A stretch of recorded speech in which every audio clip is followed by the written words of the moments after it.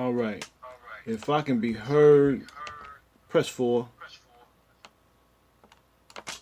Hallelujah. Kaddish di Rabbanan. Yikadal va Yikadesh Shemei Rabbah. V'yamadi v'rakirutei v'yimkmakutei. V'chayachunu v'yamichunu v'chayeda kol beit Yisrael. V'agalav v'zman kariv. V'imiru amen. Yehei Shmei Rabba Mavorach le'olam ulmei almaya. Yit barak v'yishtabach. V'yipa'ar v'yit romam v'yit naseh. V'yit hadar v'yitalei v'yitalal. Shmei d'kudashah berichu. Le'ele min kol barakata v'ashirata. Tush bechata v'nechmata damiran ba'alma. V'imiru amen. Al Israel ve'al Rabbanan ve'al Talmidei Hon ve'al kol man dasakin slicha ve'al kol Talmidei Hon ve'al kol man dasakin borita di batara hadain b'di kol biyatar b'chol atar v'yatar yehelachonu chon samaraba kine v'chasi davarachamim v'chayin arakin umzana roicha ufar kanan min kadam abahundi b'shamaya v'imiru amen. Yehei shalom abrabam men shemaya v'chayin tovim aleinu ve'al kol Israel v'imiru amen. Osei shalom b'maromav, hu barach hamav, yasei shalom aleinu, v'al kol Israel, v'imiru. Amen. Magnified and sanctified may his great name be in the world he created by his will. May he establish his kingdom in your lifetime and in your days, and in the lifetime of all the house of Israel, swiftly and soon, and let us say Amen. May his great name be blessed forever and all time. Blessed and praised, esteemed and exalted, raised and honored, uplifted and lauded be the name of the Holy One. Blessed be he beyond any blessing, song, praise, and consolation uttered in the world, and let us say Amen. To Israel, to the teachers and their disciples, and disciples, and to all who engage in the study of Torah, here or elsewhere, may there come to them and you great peace, favor, kindness, and compassion, long life, ample sustenance, and deliverance from our Father in heaven, and let us say Amen. May there be great peace from heaven and good life for us, and all the house of Israel, and let us say Amen. And may he who makes peace in his high places, in his compassion, make peace for us and all the house of Israel, and let us say Amen. Lezachanim imot morim achim achiot yeladim. Shabbat shalom aleichem. I pray that this finds each and every one of you all in good spirits and good health, truly receiving manna, if I may say, from heaven, truly, in dealing with Yah's word. So I want to offer Yashar Koach to the Morim, to Moreh M70 and Moreh Shebaniah, to Moreh Shebaniah, about who shall deliver you from peril. So Todah Rabbah for that powerful and encouraging and admonishing and exhorting offering that you shared with us, and showing us the prophetic nature of this word, and really connecting these dots spiritually, and removing the haze and the gloss, or really the dross, from our eyes. So I say Todah Rabbah for that, Moreh Shebaniah. Moreh M70, Todah Rabbah for your offering and dealing with Israel in a very, very powerful way, and really presenting the historical backdrop, of our people, particularly, a non-scriptural historical perspective. And those perspectives are very crucial as relates to the historicity, which many people want to deny, of who we are ancestrally and historically. So Todah Rabbah for that, and then for just putting this matter in full perspective and assessing everything that is before us. So Todah Rabbah for your offering as well. I want to delve into a topic, but before I do, I kind of, there's some things that we just need to always keep on our, in our periphery, rather, as relates to, just our experience and our plight, and the struggles that we've continually faced for the past really 2,000 years, or really since we've been in existence. So just looking out on the landscape of the geopolitical, chessboard, if you will, you see police terrorism. And it's not just an exclusive matter to the United States and our experience as an African people in the diaspora. Wherever you look, Brazil, South America, you look over in Libya, you look over in Papua New Guinea, and you'll see very similar experiences of democide, if I will, and that is DEMOCIDE, government sanctioned genocide of our people around this globe. So police terrorism, state sanctioned terrorism has always been a matter, and that goes back really even to the days of our Mashiach and before that. But then you look, and now focusing on the United States, you see the violence in our community, as Moreh Shebaniah just mentioned too. But you see in D.C., you see an increase in the sightings of nooses, and as Moreh M70 said about, literal hangings taking place, but then also men in position in civil office also talking about, we should just hang you from a tree. It's up in there, Elder. It's okay, Yonah. DEMOCIDE, democide. But you're seeing the increase of nooses around this country, called the United Snakes of America. And that is accompanying this rise in populism and right-wing nationalism. And you're seeing this. And you're seeing the belligerent, and we talked about this last week, that angry white male, that angry Caucasian individual, male, female, old, young, it doesn't matter. You're seeing this. The vitriolic that is being spewed from their mouths, this venom, this, and we'll talk about this, Lashon Hara. And we'll talk about that pretty thoroughly. And I'm going to type that in if you're not familiar with that term. This evil tongue. And this is going to be a very important part of this offering that I want to get into. But not only are you seeing police terrorism, nooses, the increase of right-wing nationalism, but with this administration in office now, you're seeing the rollback of civil rights progress. You're seeing vestiges of Jim Crow and chattel enslavement being resurrected. Okay? And here we are as a people, like Jonah, asleep in the bow of the ship. Sleep. We'd rather be kicking it, partying, distracted, not studying. No balance. No balance. No vision. And let loose, because that is the result of having no vision. But you're seeing, along with this, the effeminization and the demonization of black men, of African men in America. You're seeing now the vicious attack against our women again. The exploitation, the alienation of our women. They're being alienated. They're being isolated intentionally. This is the program. However, the beauty within this ugliness, in this hideousness, because it's always going to exist, is that there is resistance. There is resistance. And you see that even here. But when we look over to our brothers and sisters who are in the East, in Yemen, you're seeing the resistance of Wahhabi nationalism.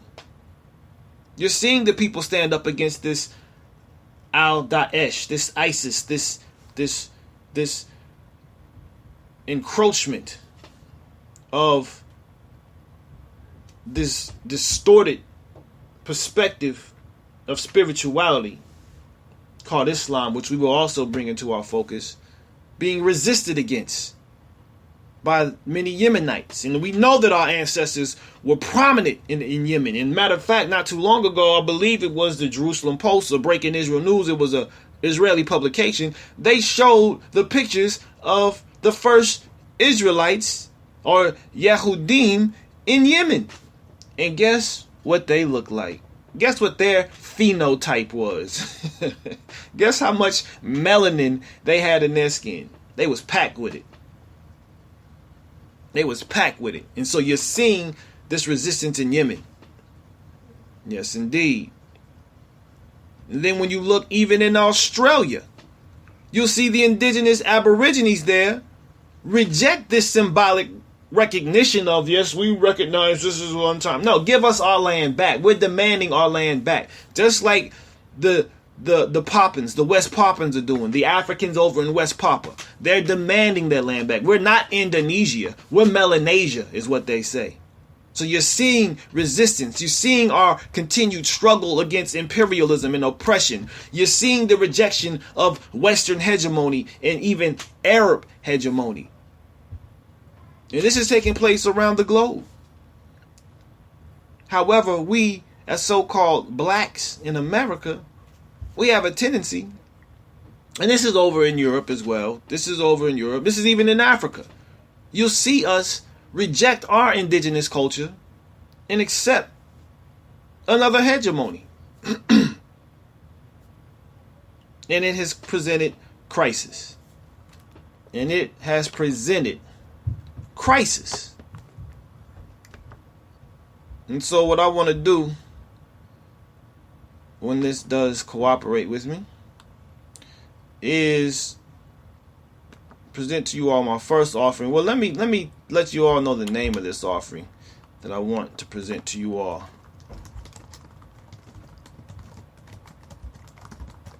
It's called Words, Power, Sound, and Liberation. Words.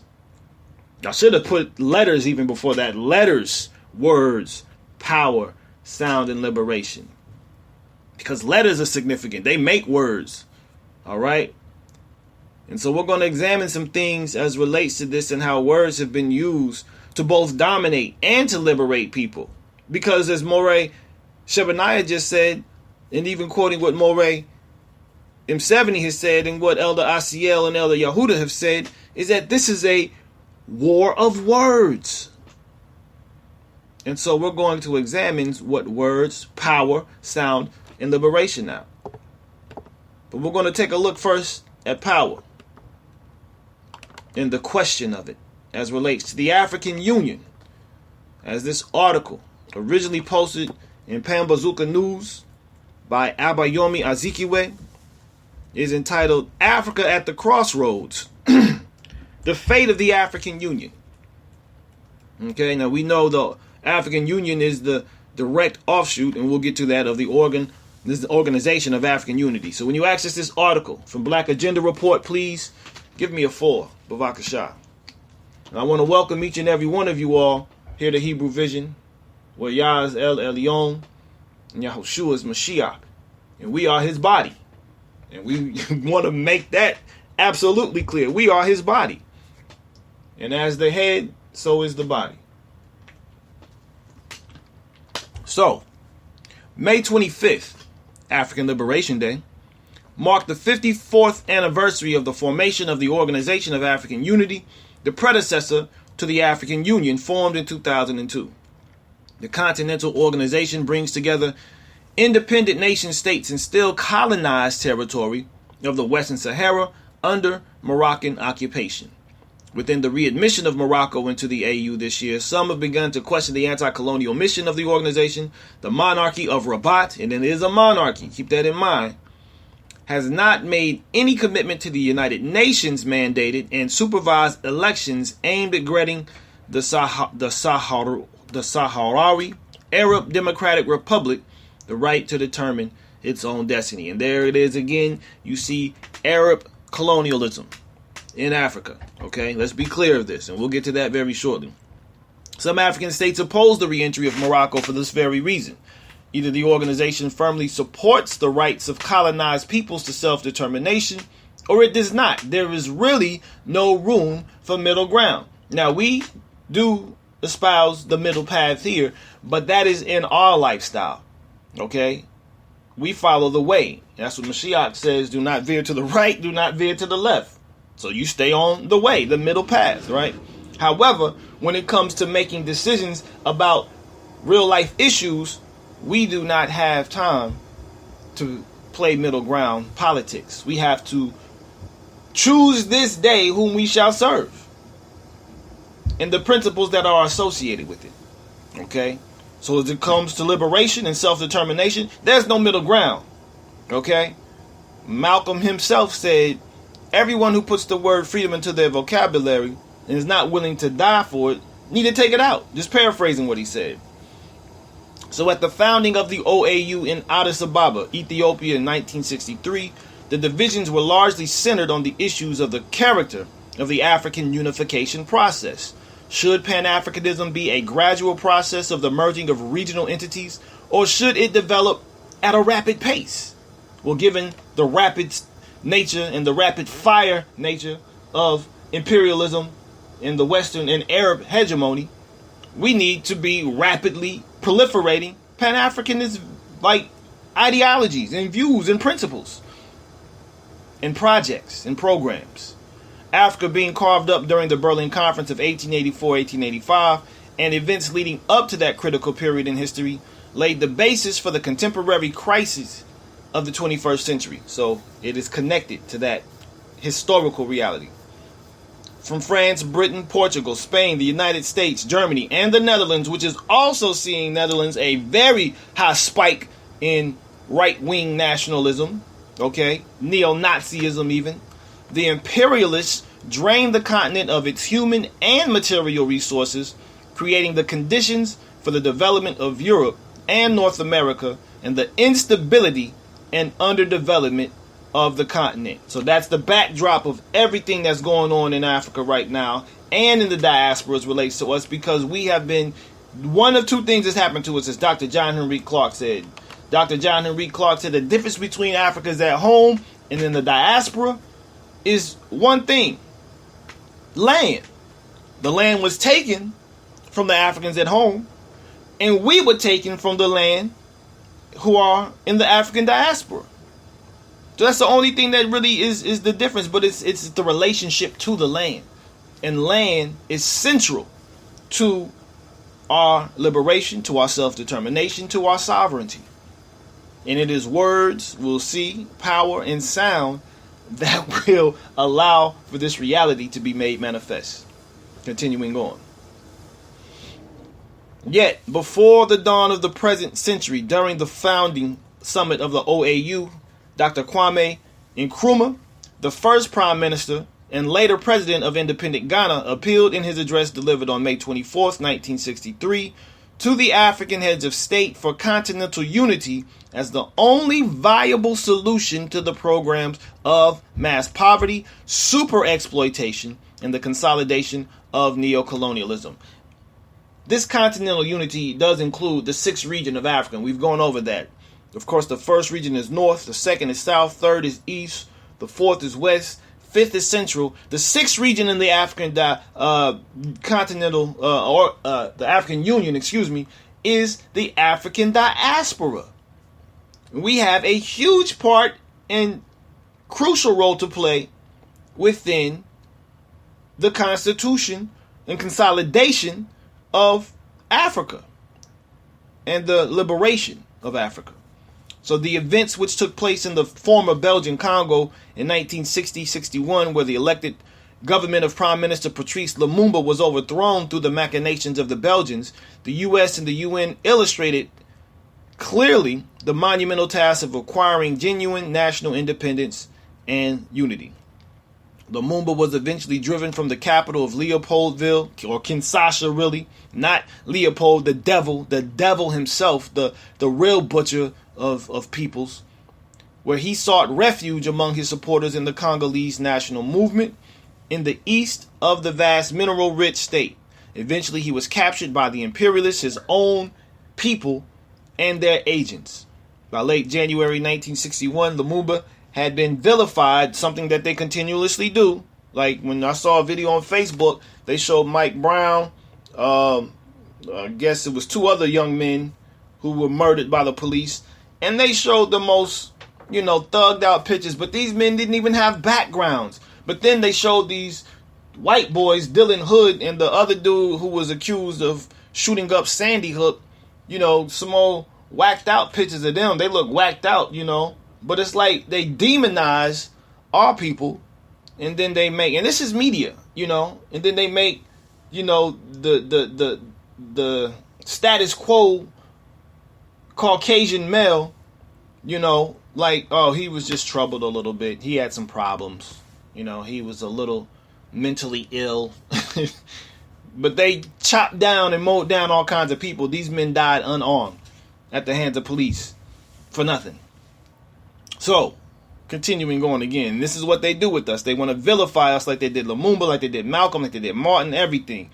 So again, by late 61 of January, Lumumba had been vilified by the Western media, unjustly detained, beaten, tortured, and summarily executed.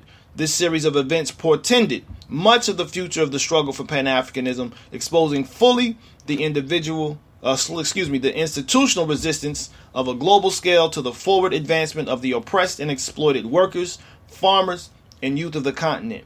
Nkrumah emphasized in his 1963 speech in Addis Ababa that, quote, a whole continent has imposed a mandate upon us to lay the foundation of our union at this conference. It is our responsibility to execute this mandate by creating here and now the formula upon which the requisite superstructure may be created. On this continent, it has not taken us long to discover the struggle against colonialism that does not end with the attainment of national independence. Independence is only the prelude to a new and more involved struggle for the right to conduct our own economic and social affairs, to construct our society according to our aspirations, unhampered by crushing and humiliating neo-colonialist controls and interference. And I'm not going to read this lengthy article. It is quite lengthy. Very well written article, though. I really appreciate Elder Azikiwe, Baba Azikiwe, for what he contributes to our Pan-African struggle for liberation and self-determination. I would recommend you going on to read that in its full length at your own convenience. But it is the words that are remembered and the actions of men whose words are married with their actions, and women, of course, that have left us with this legacy of our struggle against colonialism, imperialism, racism, capitalism, sexism, misogyny, so on and so forth.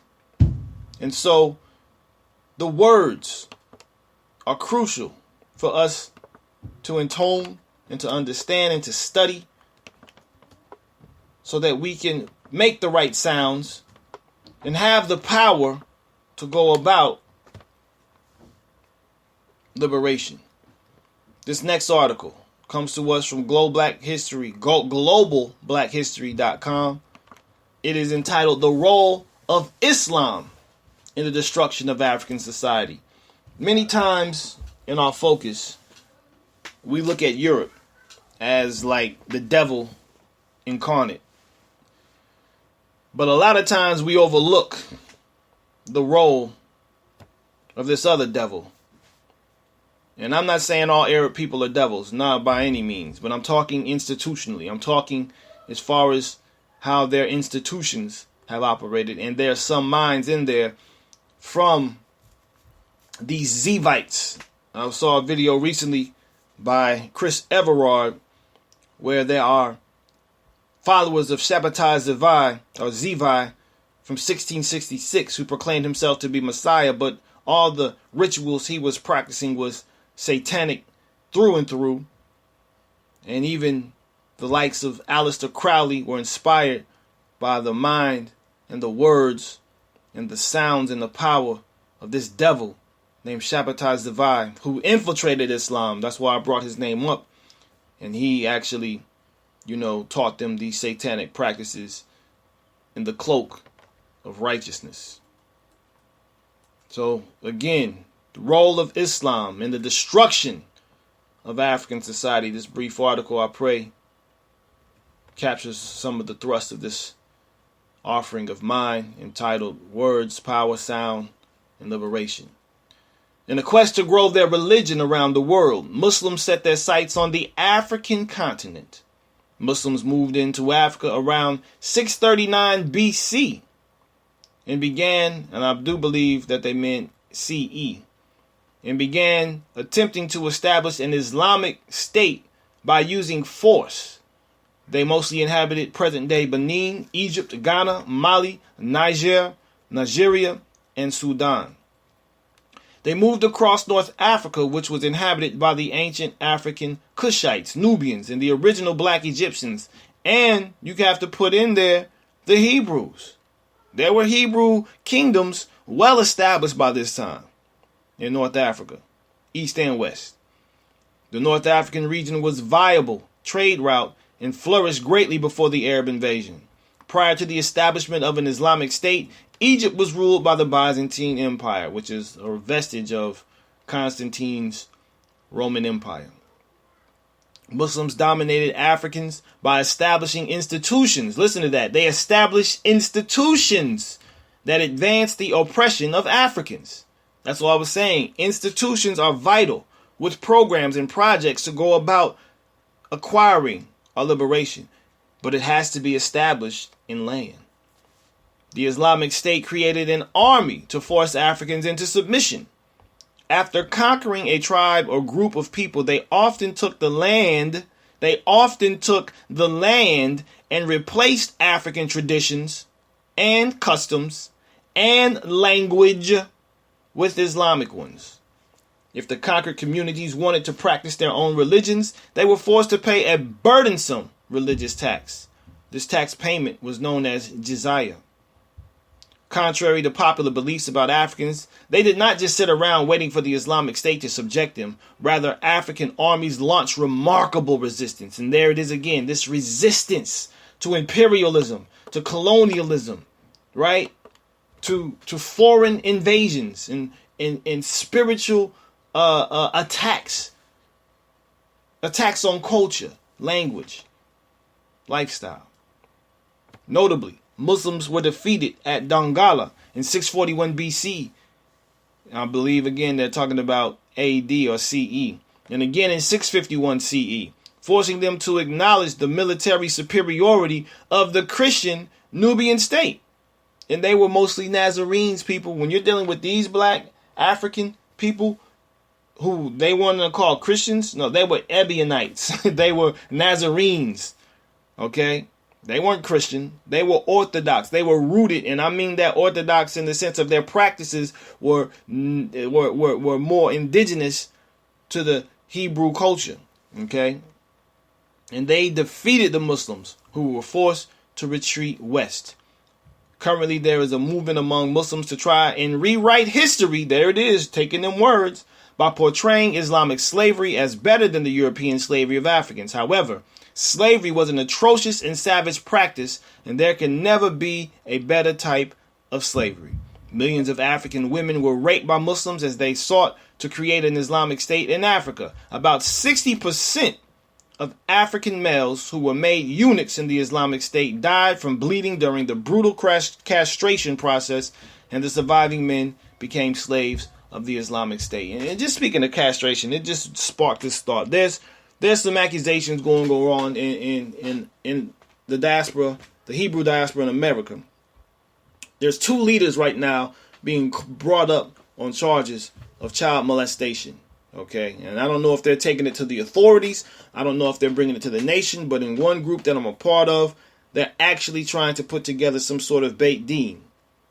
Okay, and so this Beit Din is considering how to go about, adjudicating this particular matter, because it is a concern in our community. Where these were Morim, these two men were Morim who are being brought up on these child molestation charges. And I'm just bringing this up because, one thing we have to understand is that, again, we have to resort to the word of Yah on how to go about arbitrating affairs in our cultural paradigm. We can't relate justice or delegate justice to another, because we see in this land particularly there is no justice. Okay? And we have to understand the impact of colonialism on us. You talked about the rape. You talk about, the castration. You talk about all this brutality. And I'm not saying Africa prior to Arab and European invasion was perfect, because it wasn't. I do believe that there was more check and balance. I do believe there was more, stability within our society, as relates to the spiritual prominence that reigned over, our constitution, our makeup, our makeup as humans. Whereas colonialism and our struggle against it and imperialism have caused us many times to adopt the ways of our oppressor.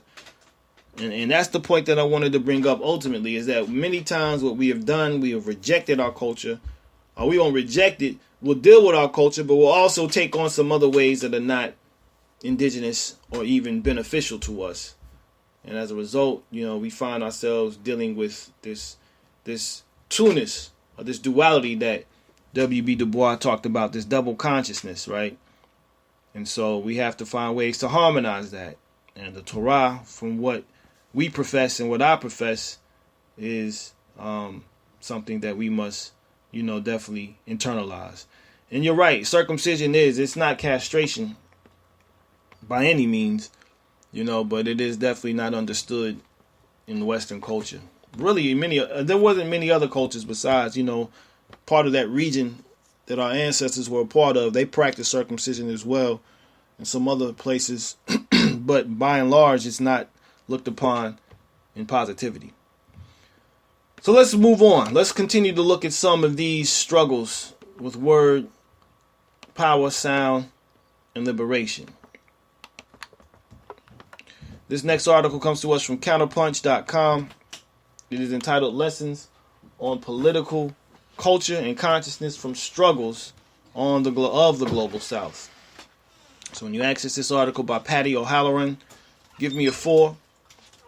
This was written yesterday.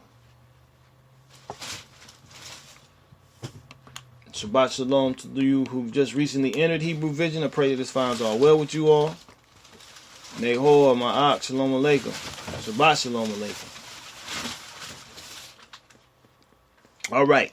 So, Patty writes, it took me a period of 2.5 years to understand a we and us, says TJ in Gongoma, recounting how he joined Abahali-based Manjondolo, or Residents of the Shacks, a South African grassroots movement.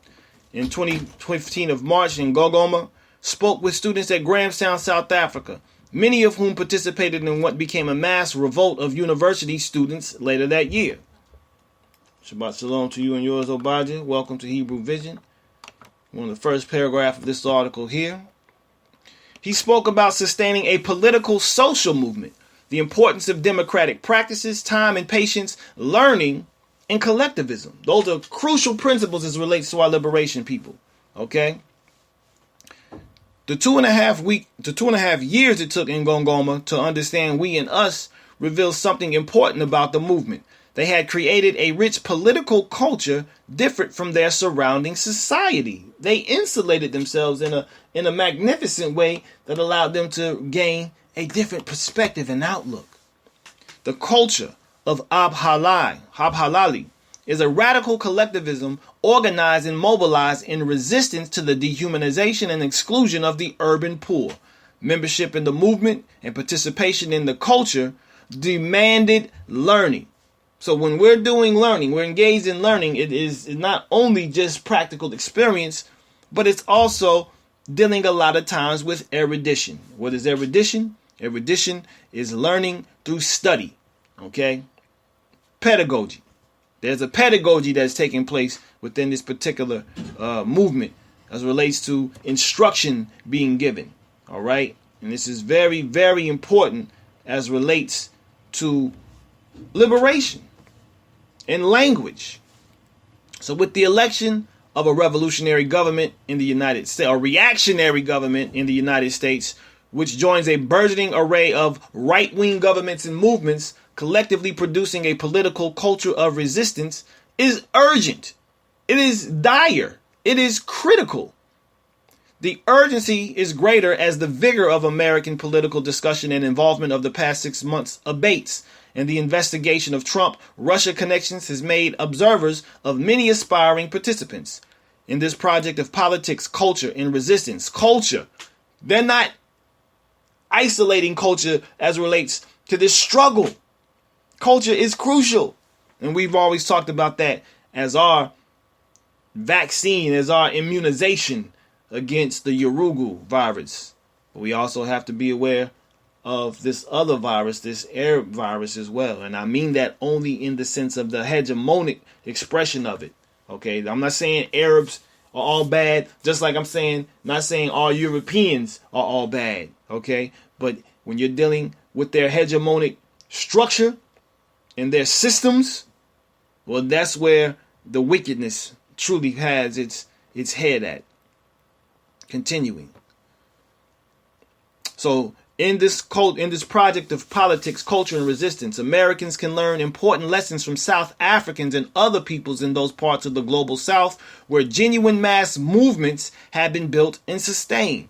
Through struggles against colonialism and neo-colonialism, which encompasses ongoing struggles against racism, authoritarianism, patriarchy, local and transnational capitalism, and neoliberalism, mass movements have produced knowledge and cultures of resistance. Excuse me. This is true of Ab Halali, based Majondolo, of movements elsewhere in Africa and in places like Brazil, Bolivia, Haiti. You can look at it in Colombia now. You can look at it even in Venezuela where they're struggling. There are movements that are spiking up. From the Ghanaian revolutionary Amilcar Cabral, culture was political. Speaking at Syracuse University in 1970, Cabral said, quote, "At every moment of the life of a society, open or closed, culture is the result. With more or less awakened consciousness of economic and political activities, with more or less dynamic expression of the type of relations prevailing in that society," end quote. In the United States, liberalism has long been the hegemonic organizer of relations, political and economic activities, and culture. We do not mean so-called bleeding heart liberalism as seen on Fox News, but the liberalism shared by the 18th century philosopher and slave trader John Locke and contemporary elite proponents of the free trade. Liberalism as the guiding principles of capital accumulation through colonialism and imperialism linked inexorably to racism, class war, and the institutionalization of politics. Liberalism as an excluding rather than emancipating project. Understand that dynamic, very important. Liberalism is what created this free trade market, of which slave trade and labor exploitation of it was allowable. So when you're looking at people wanting to, like, and the Paris Climate Treaty, that whole agreement, you got to be wary of stuff like that. But it has an idea of restricting, corporate pollution, right? But it's like when you see people completely backing out of it and not even considering the damage that's being done to the planet, from the poisoning of the air to the water and the people, and you're not taking any consideration of that, that's where liberalism and neoliberalism rears its ugly head. And so these are the things that we need to understand here politically as well, and economically, societally. Kenyan activist and intellectual Firoze Manji considers culture via Amilcar Cabral, quote, "Culture is not a mere artifact or expression of aesthetics, custom, or tradition. It is a means by which people assert their opposition to domination, a means to assert agency, and the capital to make history. In a word, culture is one of the fundamental tools of the struggle for emancipation." And we have said this time and time again here in Hebrew Vision. End quote. This understanding of culture and what it means in practice is crucial in the United States today. Importantly for the American context, Manji argues how neoliberalism exacerbated the depoliticization of culture through middle-class individualism and attempts to break up the collective, especially organized forms such as trade unions, farmers' organization, and youth movements. Repoliticizing collective culture as a means to assert agency and the capacity to make history must be central to the new resistance. And this is something that can someone type in, or I'm not going to ask you to type in, but this is identity politics, people. When you identify with your culture and you politicize that, that is nothing less than identity politics. Okay? And this is something that, again, those in power, the elite, they do use identity politics. Trump was an excellent identity politician.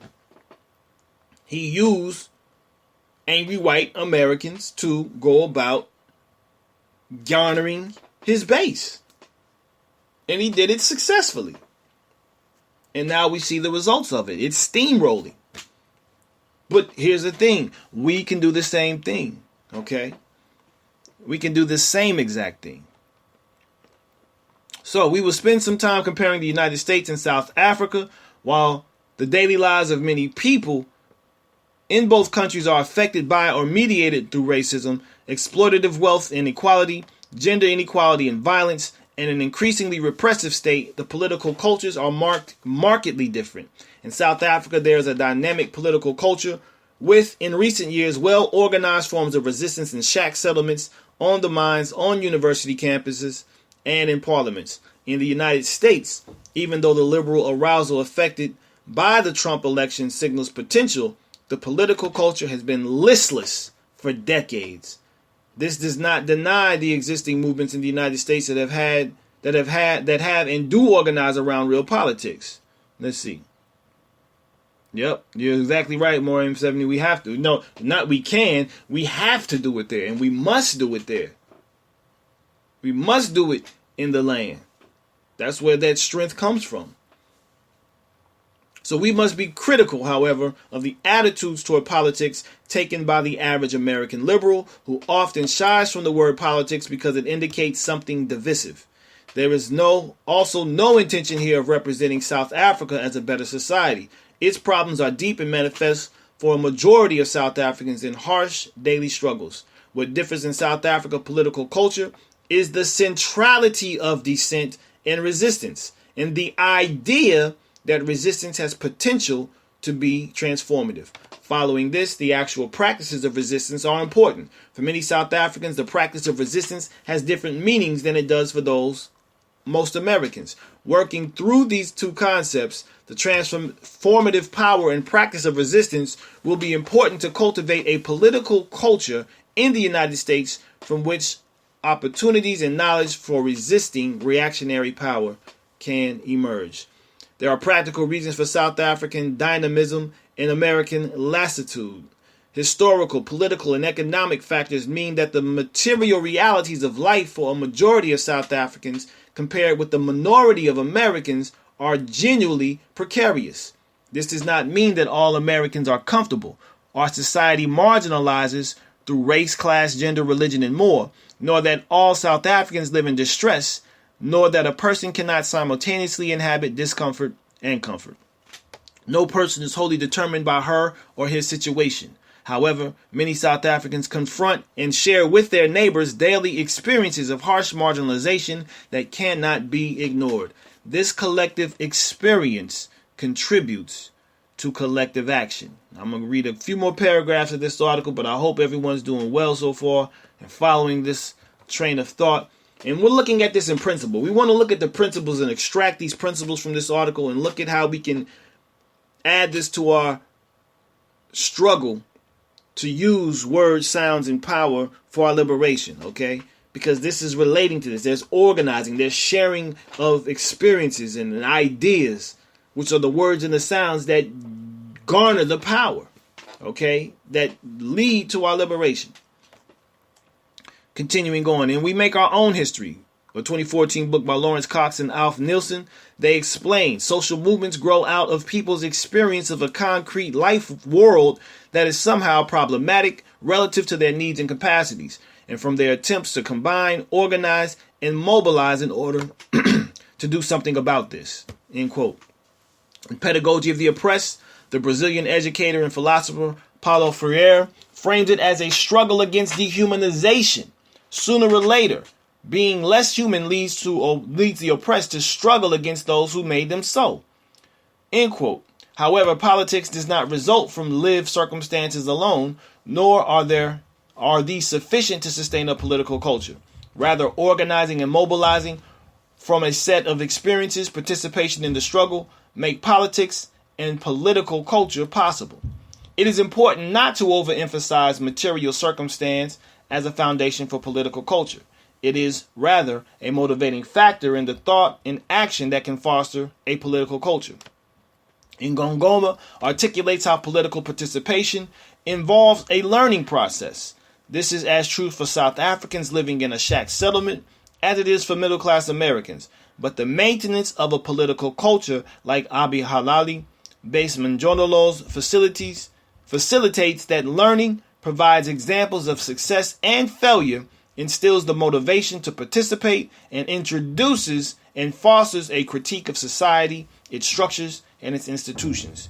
Ngongoma's 2.5 years were not wasted time. Immersion in the culture of Abhalali's base Mjondolo allowed him to comprehend and to practice radical collectivism in a humanizing political project that affects daily lives. The nationwide revolt of South African university students in 2015 that won a 0% increase in tuition fees for 2016 could not have happened without the knowledge that mass mobilization can be transformative and the examples of historical and present mobilizations.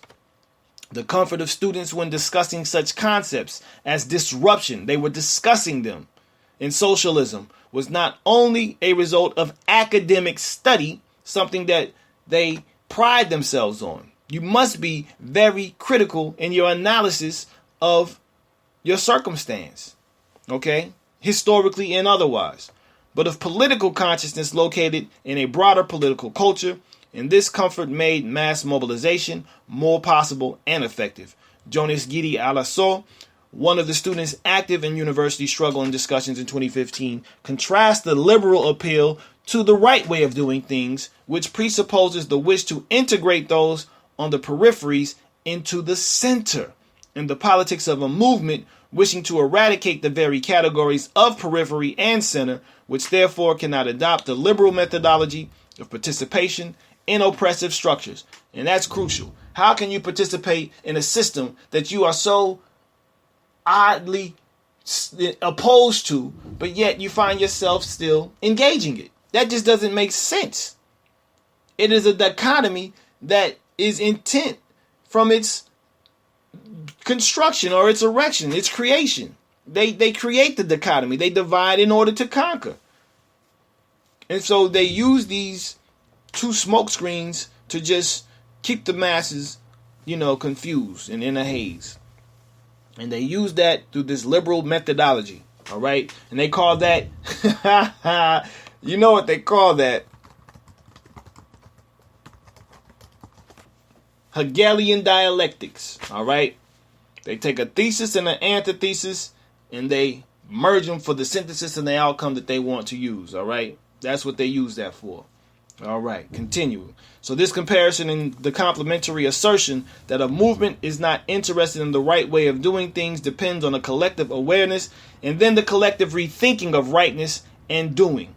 Significantly, rethinking occurs both in the moment of a movement but also over the course of several moments of movement, though or through which an accessible political culture is produced. And I'm going to go ahead and end off on that article. I wanted to show how this synergy is built, right?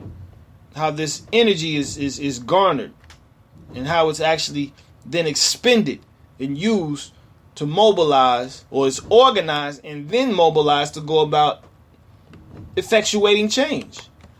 And that's what we have to do. And we have to be persistent and even optimistic of it, which this article here suggests from the African American Intellectual Historical Society. This article by Russell Rickford is called A Reverence for Hope on Struggle, Faith, and Persistence. So when you access this article, Bavakasha, give me a 4 in acknowledgement of your receipt of it. And I will proceed in reading it. You can see Audre Lorde here. Standing in front of a board, reading women are powerful and dangerous. And we need to understand that our women are very much so. And we need to make sure that we are always seeking to bridge that gap and harmonize that gap, because they are intent on dividing that. The system, the beast, is intent on breaking up our family infrastructure. Because there's no family, there's no community. There's no community, there's no nation. And they understand that well. But Russell says, America horrifies me. Its savagery and vulgarity, its appetite for racial terror, whether achieved through airstrikes abroad or through domestic slaughter, killing the other remains the nation's truest creed. Today, almost 250 years since the founding of the Republic, the voice of settler colonialism continues to ooze from America's pores. We have used our technological might to build a militarized society. We have mastered the art of detention and deportation. Our incarceration spree has reached new dimensions of perversity. We frantically surveil and police and punish even as our economic lives grow less secure. We revel in ignorance and depravity. Build the wall, not Black Lives Matter, is the populist chant of the day. The country's political decline is incontrovertible, but its spiritual decay is equally striking. And this is where Dr. King comes in and said the three huge cancers of society, materialism, militarism, and racism, will eat out America's core, will suck the innards out, like M70 used that spider analogy, will suck out the innards of this country, leaving this shell while it is truly a whitewashed sepulcher. Nothing but death and decay inside. So how does one live with dignity in such an obscene moment? That's how Lot lived, right? Lot lived with dignity in a world of just depravity and obscenity. And this is what it is in like living in this hellhole that we call America. You have to be strong to live in this demon-possessed land. This is particularly urgent as a question for those who must bear witness. There it is again, Moray M70. To those who must bear witness to the violence of white supremacy. We must constantly engage the lies of the oppressor. Whiteness is virtue, we are told. No, we reply, whiteness is blindness. It is theft. Yet we must also resist the toxicity of the larger culture. Inevitably, we weaken. We lose the capacity to metabolize trauma. We succumb to combat fatigue. We recognize its corrosiveness, its emotional and psychic toll. Given the political realities of our time, however, a descent into despair seems unavoidable at times. Like generations of black people, I fantasize about fleeing America. That's the reality. That's what we need to do. And it's not fleeing in the sense that you're like scared. You're fleeing because there's better ground somewhere. There's better life somewhere. And there's promises for us to go somewhere. And there's covenant attached to somewhere. So we have a method to our madness. And if it's not understood, well, guess what? That spiritual blindness is present. The immigrationist impulse has always intrigued me. There can be no more enduring sign of our humanity and good sense than the desire to abandon Babylon. Yet I find myself returning to Paul Robeson's magnificent display of intransience before the House Un-American Activities Committee, as he told that body in 1956, quote, "My father was a slave and my people died to build this country, and I'm going to stay here, and I have a part of it just like you, and no fascist-minded people will drive me from it." And that's a very limited mindset. If that's what you're thinking of there, well, no matter where we've gone historically, under the foot of colonialism and imperialism, we've built up every country then. If you really want to be technical, this world belongs to us. Because we've built every place up that we've gone. Our backs have done that. Our minds have done that. So we can't be limited to just, the place where we find ourselves in the present. We have to understand, present is where we are, but where are we supposed to be? Where's the promise? Right? That's what we need to understand. So how do we sing our song in a strange land? That's Psalms, what's that, 147? Amid desolation, how do we sustain hope? I raise the question, fully cognizant of Obama's appropriation of that word on behalf of the ruling elites. How do we restore hope as a radical collectivist project? Because Obama pimped that word. The answer may lie in a more intentional and courageous reckoning with the violence that surrounds us. Here goes some sounds, people. Okay? Franz Fanon. He wrote, in the colonial context, the settler only ends his work of breaking in the native when the later admits loudly and intelligibly the supremacy of the white man's values. In the period of decolonization, the colonized masses mock at these very values, insult them, and vomit them up. Perhaps retaining hope means fighting to excrete, both from the body and the body politic, the toxins produced by white supremacy. Perhaps this is as much a spiritual endeavor as it is a war of attrition. This is what Teshuvah is all about. This is what returning to our indigenous culture is all about. This is what Dr. John Henry Clarke said that we must do. We must remove everything that enslavement placed in us. This is Arab and European. Whatever they placed in us, we must excrete. We must completely remove it from us. And everything that they took out is what we must replace with. That is what Teshuvah, that is what Sankofa is all about. Go back and fetch it. Return to the past and the ways of the ancient. This is what we must do. And Russell says himself, even as a secularist, he recognizes that one cannot simply rely on positivism and materialist analysis to preserve the flame of struggle. Resistance requires more than outrage and dialectics. We need art, love, some sort of transcendence. Artists, where you at? We need your voice. We need your visuals. We need all of that. And I'm not saying in the sense of hopium, I'm saying optimism. We need to understand that there is an expectancy that we have. That's what I'm talking about. I believe that's what this article is speaking about. Expectancy.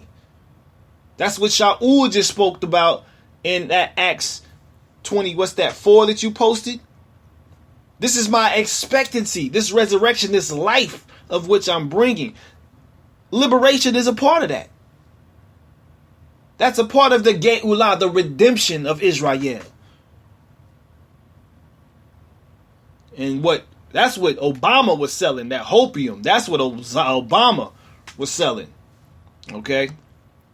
We need vision in our perspective of redemption. Continuing.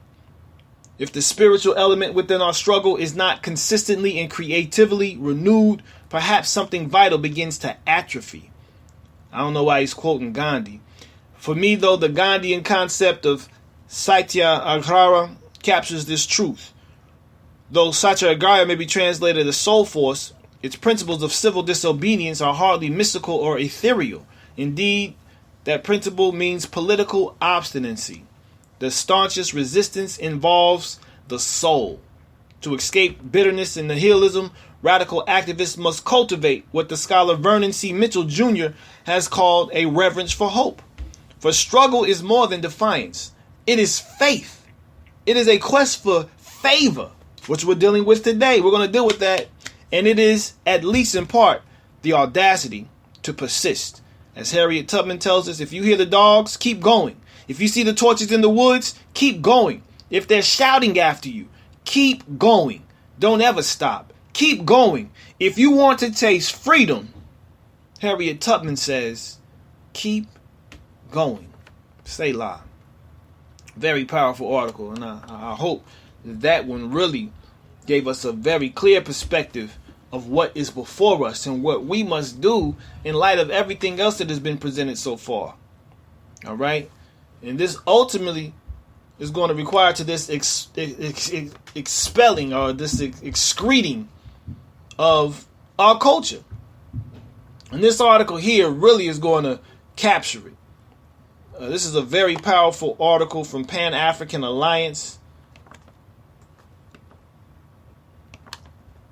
And I want to share this here with you. It is not lengthy at all, but it is very compact and very powerful. It is called Decolonizing Our Culture, Why Pan-Africanism Needs One Language. One language. And we're going to get into language very, very soon. And I hope that it really captures this thrust here. Umoja, which is Kiswahili for unity. All right. So Toda, when you access this article, give me a 4. Yep. So here we go into language now. We're going to get into the language. So we dealt with power. So that's what we just dealt with. Now we're going to deal with words and sound, okay, which make language. All right. And this is all pushing towards liberation. These next 4 articles are going to deal with words and sound in particular. All right. So history has shown us that language can be a powerful tool to unify or to separate a people. During the Muslim conquest, here it goes again, right back to these Muslims, of North Africa from 647 to 709 AD, conquered nations were forced to convert to Islam. As part of their conversion, their native languages were destroyed and replaced with Arabic. From the destruction of original cultures came a unified Islamic front. Fast forward to today. And because all Muslims share a common language, no matter one Muslim is from, he or she is able to communicate with other Muslims in their area. Very strategic. It's a very political religion that Islam is, if you really understand its construct, okay? But at the same time, guess what? Although we're not a religion, our nation is very political as well as a kingdom of Israelites. And we need to understand that. And we bicker over the most petty and simple stuff sometimes. But it's because everybody wants to be the chief. All right. Not understanding we're all sheep to our master shepherd's flock. And what Hebrew vision espouses to do is to wake the flock up. That's what we want to do. So that we can be intelligent sheep in the fold and in the safety and under the rod and protected with the rod of our master. As another example, for almost 250 years, China looked like Africa today, a lot like Africa today. Small territories with their own languages, currencies, and cultures were constantly at war with their neighbors. This period, called the Warring States period, claimed the lives of more than 10 million people. It wasn't until 221 BC that a man named Emperor Qin brought an end to the wars by conquering all 8 of the warring states in just 9 short years. He then unified those states under one legal system, within one border, with one currency, and guess what? One language. Fast forward to today. And the unity that Emperor Qin created still stands more than 2,000 years later. The 2 examples above illustrate the fact that without a common language, there can be no unity. Without a common language, there can be no unity. And we're going to talk about language a lot. Crucial. In the case of Africa, where there is division among languages, hell ensues. This is in the diaspora as well. Even though we speak English in America, there's still hell here amongst ourselves. Because we're not in our right mind. We're speaking another language. We're out of our mind when we're not speaking our indigenous language. You're in a completely different mind when you're speaking in a different language. The memories are not present because language is the vehicle of memory. If you don't have your right language, you don't have your right mind. And this relates to us. They knew exactly what they were doing. Arab and Westerner alike. When the Great Tribulation known as the Ma'afa descended on African peoples, European invaders conquered and colonized nearly the entire African planet. As part of their divide and conquer strategy, groups of Africans that shared historical unity were forced apart by new political borders and colonial languages. You got Anglophone, you got Francophone, you got all these different languages that are present in Africa that are now the main language. With those new languages and divisions came new cultures and new conflicts. Africans who were now under French rule were used as soldiers to fight against Africans who were now under German rule. And with neither group able to speak to the other, conflicts between the two raged unchecked. The divisions created by alien colonizers, be they Arabic or Europeans, last to this very day. The new air-speaking black folk of South Sudan had been persecuted by the Arabic speakers of North Sudan for decades. The English speakers in the northern part of Cameroon have been cut off from the rest of the world by French speakers in the southern part of the country as a form of political retribution. In both South Sudan and Cameroon, it seems the languages of the colonizers continue to divide Africans. Language. Now, let me ask you all this question, and some of you may have. If you did not see language as political prior to this moment, type in a 0. If you already knew language was political, type in a 1, please. I've known it, but this article here really demonstrates empirically the political nature of not only culture, as we've talked about, but language. So we need to understand this. Now that we understand this, this is all the more important for us to get back to our native tongue. Okay, and it's so interesting, it's so deep. Like hip-hop, man, hip-hop has been on the cutting edge and ahead of its time for years. Tribe Called Quest, Leaders of the New School, Jungle Brothers, De La Soul, they had a group. Anybody know what the name of that group was? What was the name of that group with all them brothers in it? Right? Anybody remember the name of that group? Leaders of the New School. The Native Tongues. That's what they called themselves. And so this is how powerful our culture is. We have that seed planted in us. Many times, though, it doesn't take root and really bear fruit in a quick time. Like, even with the trees in the land, you got 7 years so you can eat the fruit because it's not ripe yet.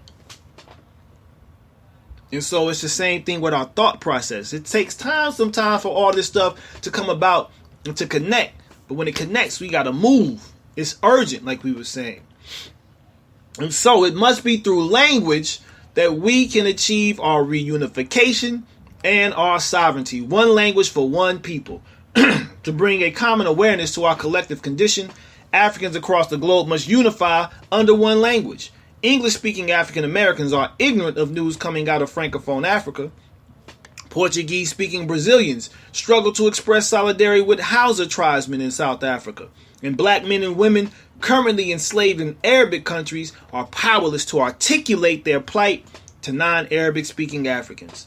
However, if the African diaspora were to unify under one language, all 1.3 billion blacks around the world would no longer be isolated from one another. If linguistic unity is critical to Pan-Africanism, then only one language robust enough to achieve such unity, and this writer here says, is Swahili. And I wouldn't be against learning Swahili whatsoever. It's a trade language. Our ancestors spoke more than one language, okay? But we still need our root language. But in order to solidify Pan-Africanism, you see what I'm saying? We got to understand that. And what's so deep, you can almost be guaranteed this. There are probably cognates. Cognates are words with similar, or they have homonymic type of, no, they're not homonyms. It's, what do they call those? Oh my goodness. It sounds like the same word, but it's just pronounced differently. So when it's translated, it's a different transliteration. But the root of it is at the same meaning. And so they're cognates throughout African languages and Hebrew, because Hebrew is an African language first and foremost. It's Bantu at its root. But here's why, okay? There are anywhere from 50 million to 100 million Kiswahili speakers. That means with a population of 1.2 billion, more than 10% of the African population already shares the same language. 3 out of 54 African nations, have already declared Kiswahili their official language, and it is spoken widely in Kenya, Tanzania, Zanzibar, Uganda, Democratic Republic of Congo, Zambia, Mozambique, Malawi, Rwanda, and Burundi, Somalia, and the Comoro Islands. Swahili is easy to learn. The tone that a word spoken in does not change the meaning of the word, as is the case with Igbo and other Niger Congo languages. Verb conjugation is straightforward, and the language uses the noun class system. In March 2017, members of the Pan-African group United Black America voted unanimous to make Kiswahili the official language as part of their effort to remove all European influence from their organization. All right, so I'm just going to leave that there. They have some places you can learn Kiswahili, though, if you're interested. On top of learning your Hebrew, you better be on your Hebrew as well. We better be getting our Hebrew back. Now, this is a very interesting article here from Pan-African Thought, the center of Pan-African Thought. I hope you all are doing all right. I know it's been a long day. I have 2 articles after this left, and then we will be free to express what you need to express. Get on the mic, say what you need to say. So bear with me as we wrap these next 3 articles here up. This article here by Vistra Greenway Harvey, written on March 8th of this year, is entitled A Scientific Argument for Ancestral Memory. All right, this is a crucial article to understand ancestral memory, and we talk about that a lot. Okay, we talk a lot about even how genetic memory is a part of us, okay, and how they've re-altered our genetic memory through the enslavement process and the trauma that we've experienced, and they've recoded us for the most part in our memories. And so this is a way to go about reawakening and reconnecting with ancestral memory.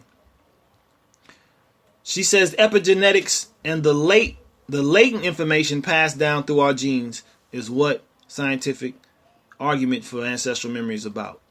That ancestors bear great significance in the lives of their African descendants is evident throughout African anthropology and theology. They are deemed to be patrons of society that hold incredible power over human destiny.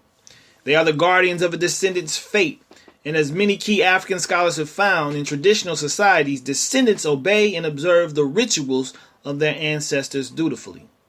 In addition, ancient Dogon oral traditions informs that our maternal ancestors are responsible for our futures, as paternal lines control our bloodline. It is through venerating both sides that African descendants can avoid misfortune in life. Word up, word up. Very interesting opening paragraph there, as it was related to our ancestral connection. Okay, now, even Israel pays tribute to our ancestors as we pray to the Elohim of Abraham, Yitzhak, and Yaakov. So that is, an honoring of our ancestors as well. We honor our prophets, who are ancestors. We honor our Mashiach, who though lives, but he is an ancestor. He preceded us. Okay? We honor Melech Dawid and Shlomo HaMelech. We honored them. Right? So it's really not much that we don't worship them. Now this is where it gets a little different, is the worship of our ancestors. No, we honor and recognize our ancestors. We just don't worship our ancestors. So even outside indigenous African customs, one's lineage is considered to be of immense importance. In Chinese cultural ancestral worship is found to have ubiquitous position. In his comparative analysis of Hindu, Islamic, African, and Chinese legal systems, Professor Werner Minsky makes a compelling case for the analogous bearing that these cultures give to their ancestors. Why? They got African roots. They all got African roots. That's why that they have these analogous systems. Even less known are the many European communities such as the Slavic and Finno-Ugaric groups who enjoyed a well-rooted observance of lineal rituals. In these groups, their ancestors are not viewed as the latent beings in the ground. They very much dwell in the natural world. Today, there are a growing number of people using DNA tests to uncover their precise genetic makeup and geographical lineage. The desire to learn of one's origins and ancestry dwells strongly within. Through genetic testing and family tree records, which they're taking and they're selling now, the Ancestry.com. If you gotten your genetic blood tested through Ancestry.com, they slanging your DNA. I just want y'all to know that. Okay, they slanging it. All right. Remember, flesh and blood ain't gonna inherit the kingdom. It ain't about that. Blood it's important.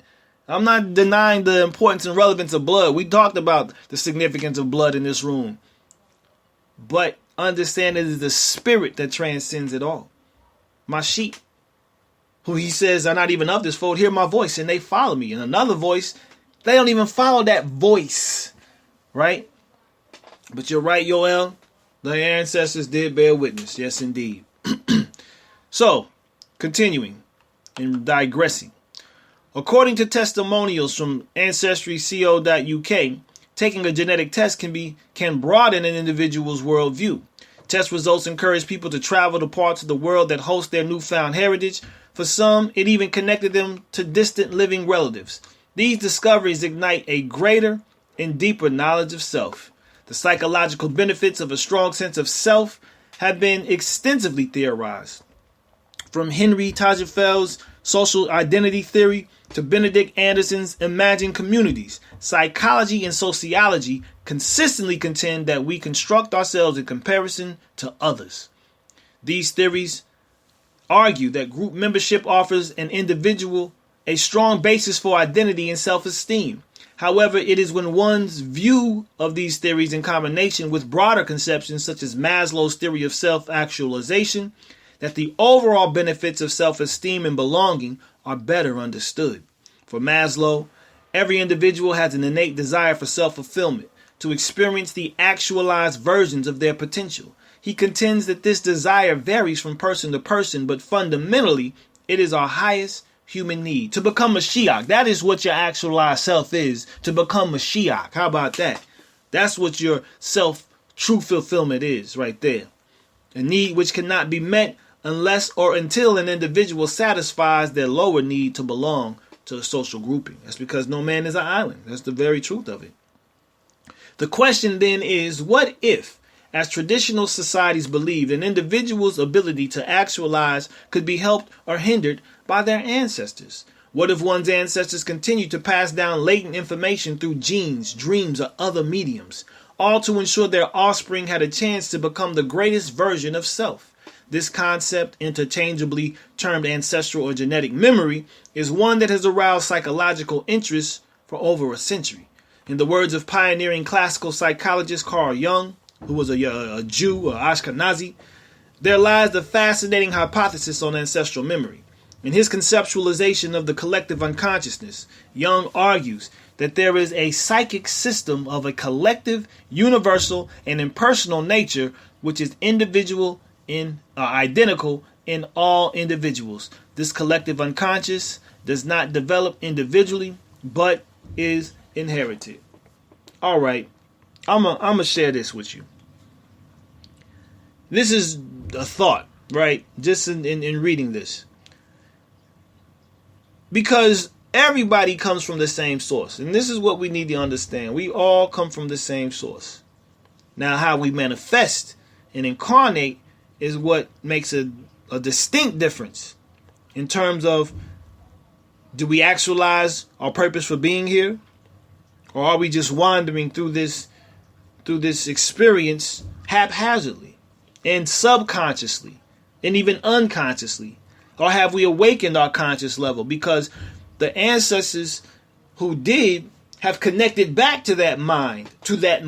So what is really taking place is not so much the ancestors, but it's the mind which the ancestors tapped into that is attempting to communicate with us. How about that one? If you understand what I'm saying there, please give me a 1, because this is what the deeper level is. If we just get stuck on the temporal, okay, and our ancestors like us are temporal. But many times our ancestors are able to tap into the eternal. And when they tap into the eternal, especially the consciousness that we've been given as Israel, exactly, Zakanyona, the universal mind, that is where the ancestors come from. The Hindus call it the Akashic records, right? We call it the Ein Sof, okay? Or Keter, the crown. It's probably more, the Ein Sof is unreachable. So we call that Keter, the crown, the peak of the mind. Very much so. So there was just a side thought I wanted to share as relate to what Jung is attempting to explain here, okay? So he based his theory upon psychoanalyzing a number of patients and took particular interest in their dreams. That's because that's where a lot of the prophecy happens. Hello, the subconscious imaginative mind. That's where the visions come. There, he argues, one can assess the pure products of nature, not falsified by any conscious purpose. It is there the inherited memories may lie. Outside of this, to add credence to Jung's model, or credibility, as Moray 70 said, his testimony to make it more credible, noted Dr. Dorold Treffert has examined individuals who suffer from savant syndrome, a state described by Treffert as the rare but remarkable condition in which persons with developmental disabilities have some spectacular islands of genius that stand in marked contrast to overall limitations. Sufferers of the syndrome are able to demonstrate extraordinary ability in areas they have never studied, especially the arts. To Treffert, savants' ability stems from them accessing their dormant ancestral memories. He also suggests ancestral memory can explain incredible phenomena such as the Rain Man, and we know that has some very interesting connections otherwise as well. So while Treffert's research goes some way to verifying Carl Jung's concept, his work too can appear abstract and speculative without empirical support. Many argue that the idea that individuals, not just savants with limited functionality or individuals who have suffered trauma, can access enhanced inherited information is implausible. However, recent scientific developments have tested to its validity. One such development was a study by Brian Diaz and Carrie Resler, who found that altered DNA and brain structure in mice could pass down an aversion to smell from generation to generation. So they know these things, and so they practice these things as devils. That's what these devils do. But we need to use them for our benefit. Information is there. That's what that study is all about. That's what that collective in South Africa is all about doing, transforming their narrative. And that's crucial. And it takes language to do that. Word sounds create power. So this led other researchers to suspect that we will not understand the rise of neuropsychiatric disorders or obesity, diabetes, and metabolic disruptions generally without taking a multi-generational approach, and that ancestral memory may have a vital role in the diagnosis and treatment for psychological and physical ailments. In fact, long before this study, human and neuroscientists began to find evidence of ancestral memory in human DNA. Starting with Marshall Nirenberg in 1968, the scientists credited with cracking the DNA code and identifying the biological matter responsible for genetic memories. He mapped a clear biological case that an individual's understanding and experiences are innately formed. Humans were not, as previously believed, blank slates. In the womb, not only are you getting the emotional information from your mother, and even the oral information that you can hear as well, right? Or the audible, is that audio? The audible information, but also you're getting the collective memories of your parents combined. That's what that sperm represents. That's a brain and a spinal cord. So that's a soul that's already in creation traveling. I mean, we got to see this in a much larger perspective. That is a soul. And the egg is that house which that soul has to occupy. That's the shell. It's very amazing. But this is all creation. This is what Bereshit means. This is what Bereshit means. That's all it's talking about. In the beginning. A house was made. That's why bait was chose first, so that life can be injected into it. Continuing on, last paragraph I'm gonna read because I just want to get to my next two articles, which are just as important. Matter of fact, you know what? Just keep note of that DNA part right there. We're gonna go ahead and proceed to my next article, the second and last article that I have to share for the day. Very, very interesting article. It's kind of lengthy. I'm not going to read it all either because it is a very, very, I'm not going to say very lengthy, but it's quite a lengthy article, and it has a lot of information in here that we're going to touch on. But I want to just really bring out the main points and then get to my last article. But if you all are doing all right here with me this evening, or this early afternoon, give me a 1 because I want to make sure everybody's here. We got 41 people listed in the room. And I pray that this information isn't dull, it's not boring you. I pray that it is exciting because it excites me. Everything I've heard today has excited me, and it always just, fans the fires of the spirit within me. So I want to say again, Toda Rabbah to the Morim, who you've heard before, who've come on and shared some very powerful insight with us.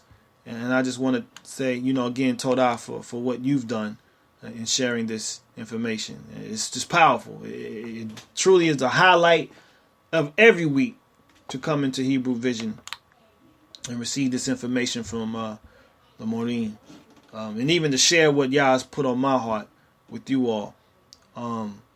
Give me one moment because I'm having just a little difficulty real quick. I want to get this article to you all. Let's see.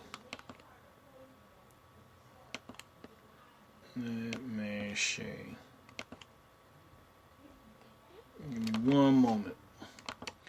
But it's always a pleasure to see you all in this room.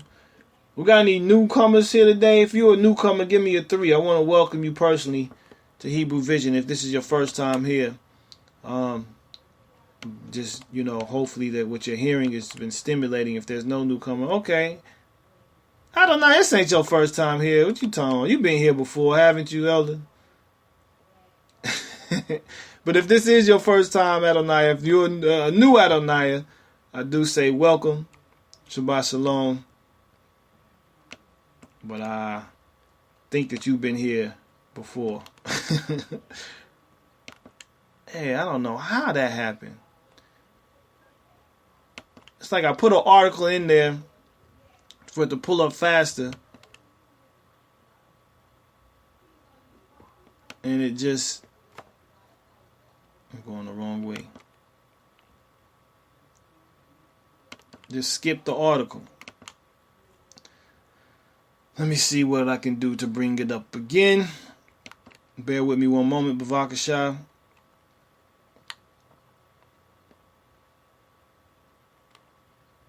Go ahead and pull it up again for you all. But this is some very profound information that I came across, really in doing my research for my weekly reflection on the Parshat. And it's just very interesting, some of the stuff that you come across in preparing for that. And then some things I just search for after I'm finished to kind of complement the idea, the main idea that I really want to focus on within that matter. And it just really, it comes together smooth, and how, the all the offerings are presented. It's like it always lines up. The beauty of the spirit as relates to the presentation of the information of the offerings. It really always has a powerful underlying current that is just present in the midst of it all, and that's all praise and esteem to Yah for that, powerful connection that's made, and that's just a beautiful thing. It really is.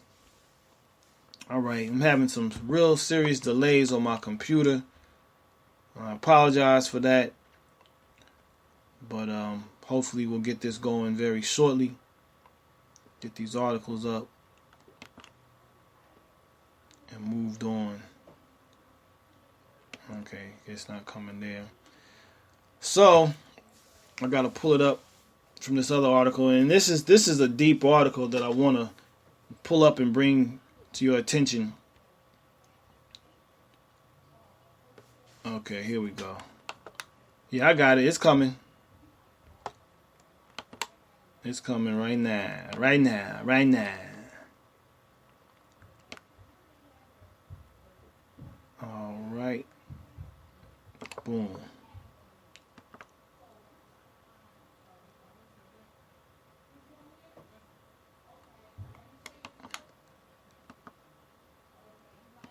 All right. This is the second to last article here. I'm not going to read the whole thing, but I do want to share a good portion of it with you. The name of the article is called Professor Eli Lash on the Genetic Code and Hebrew Characters. Okay, so when you access this article, Bavakashah, let me get a 4. An acknowledgement of your receipt. Shabbat Shalom and welcome Hebrew Vision, Black Beauty. Aliyah 7. I worship Yah. Anybody else who's recently entered? This is Mikhail Corbin Yahoo. This is my offering that I'm presenting to you all, entitled Words, Sound, Power, and Liberation. Moray 70 presented an offering entitled Who Shall Bring You Through the Peril? Who Brings Peril? And Moray 70 presented his offering. And his offering was entitled, give me one moment. I gotta go back and remember what he said it meant, what it was. Got that short-term memory sometimes.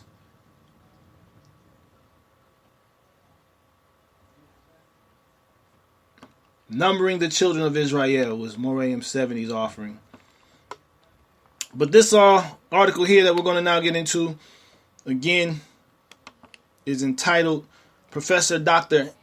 Eli Lash on the Genetic Code and Hebrew Characters. Hebrew Characters. All right. Let's get this going back reloaded. Got to get it reloaded. Should come right up. Okay. The article reads as follows. One more belief system of our time is the notion that the construction plan for animals and plants are contained in the genetic code. This code is complex and the number of possible variations enormous. Could it be that a code like that has developed at random? A simple look at the numbers shows that this is totally impossible. If, for example, a monkey would sit before a typewriter and bang one key every second, it would need 17 million years in order to write a word containing 12 letters. For the random development of a single molecule of protein, 10.130 years would be needed since creation. The probability for the random development of a single sentence with 100 letters is so low that the chances against it exceed the amount of atoms in our universe. The time that is supposed to have passed since the Big Bang is simply not enough for the development of the highly differentiated organisms existing today. The astronomer, physicist Fred Hoyle once said in a lecture that the probability of a random creation of high-developed life forms was similar to the chance that a tornado sweeping through a junkyard assembles a Boeing 747. If the genetic code can't develop at random, its creation must have been guided. This is intelligent design. You have to understand the logic behind intelligent design that has created so many different specific and highly capable beings, and that couldn't have randomly taken place. That is, like he just said, statistically impossible. So this unequivocally implies a guided evolution and takes us directly back to what? The Torah. The next question to be asked is whether the genetic code really gives a satisfying answer to the riddle of the origin of species and of man. To quote the geneticist Professor Walter Nagelli, we have no idea how an ovum becomes an organism. How does this happen? We have no idea, they say. Why out of the ovum of a mouse comes a mouse and a human ovum develops into a human being? The genes are both nearly identical. So how does that happen? The genes of primates and men are 99.9% identical, but we are still different, aren't we? The Max Planck Institute has built in recent years a special institute in Leipzig, Germany, in order to discover the differences between the genetic sequence of man and of chimpanzees. Some of us aren't so dissimilar, though, to be honest, but I digress. Both sequences have been mapped, but while one of the two cousins has conquered, the globe has built, But while one of the two cousins has conquered the globe, has built atom bombs, has composed symphonies, and created literature, the other one, cousin, I just got what they're saying. No. Anyway, the other one has become an endangered species which barely lives in the jungles of tropical Africa. The analysis of the genome showed, however, that man is formed exactly like every other animal with emphasis on sex and microbes. This research has discovered that only one gene of the human genome is slightly different from that of the chimpanzee. This gene seems to be responsible for articulation and speech. That's what sets us apart. But that articulation and speech, right, I did miss that. It comes from intelligence, which is where the image and likeness of Yah, we talked about this, divine perception and divine intelligence is what allows us to be in the image of and like Elohim. That's what said, and that's from Maimonides. That's not even what my opinion is. This is what Maimonides has said in his breaking down of the word Zelim, which means the image of. So, but even there, the difference is minimal and appeared only 200,000 years ago. Though there exist differences on other levels too, they seem to be minimal. The genes are certainly the rich factor which forms the proteins, but the question of what all that means and how it works is still moot. Recent discoveries have furthermore shown that the genes are switched on and off, and that this is regulated by a second set of genes. These are called miRNA and are found in the part of DNA which in the past has been considered as garbage or junk. And see, that's what's so crazy about the West. They consider things that they don't understand as garbage. Oh, you don't need that. Pineal gland, oh, you don't need that. It don't work in you, so of course you don't need it. It don't work. You know, but for us, it's crucial. And so we need it. We need everything. You need your wisdom teeth. And crazy as it may sound, Yah gave you those things for a reason. You know, so there's things that you know, our ancestors just kept and dealt with, you know. There's purposes for it. As crazy as it may be, right? Your spleen, your tonsils. You know what I'm saying? Oh, we got tonsillitis. Let's just take those out. Well, you need your doggone tonsils. It's a part of your immune system. It's crucial. You know, it's like, oh, it's just junk. We don't understand it. That's junk. Okay, you're right. But of special interest are DNA sequences which have been found by Catherine Pollard to exist in mice, rat, chickens, and chimpanzees. 49 sequences of those are similar in all things, in all these beings, but are significantly different in human beings. She called them hotspots and believed them to play a major role in the special evolutionary pathway taken by humanity. So in a previous chapter, we brought up the idea of a timeline. This seems to play a role also in the evolution of mankind. One of the hotspots, called HAR1, is not only specific for human beings, but is also only activated from the 7th to the 19th week of pregnancy. This discovery is considered by physicist Freeman Dyson to be a crucial point in the history of science. So far, so good. As we have seen in previous chapters, all this could have happened randomly. Couldn't have happened randomly. Let me see what this is saying. This thing is just jumping. And therefore, we are back to the idea of a guided evolution. This takes us back straightway to the next questions. By whom was it guided and how? If we go one step backwards, we land again at the above mentioned idea of a program, a timeline. The Torah clearly wants to teach us that the appearance of the different species at a different times, as well as the special evolution of mankind, didn't happen randomly, but according to a fixed schedule, a timeline, a program in time as well as in space, a phenomenon we see each year when the flowers bloom. And haven't we humans developed with our computer timelines or similar timelines? Isn't it possible that the transition from one species to the other was accompanied by catastrophes? This fact doesn't contradict the idea of a timeline, but strengthens it. It could well be that a catastrophe was necessary in order to initiate this change. This is what the water was for. This is what the fire is for coming up when we deal with that as well. Right, put your suits on. Put that spiritual light on. So let's take this metaphor one step further by using an example of a bacterial culture. That part of the culture in which we are interested is transferred from one petri dish to another, and the rest is disposed. For the disposed part, the act is nothing but a catastrophe. And I repeat, a program needs a programmer. It cannot program itself.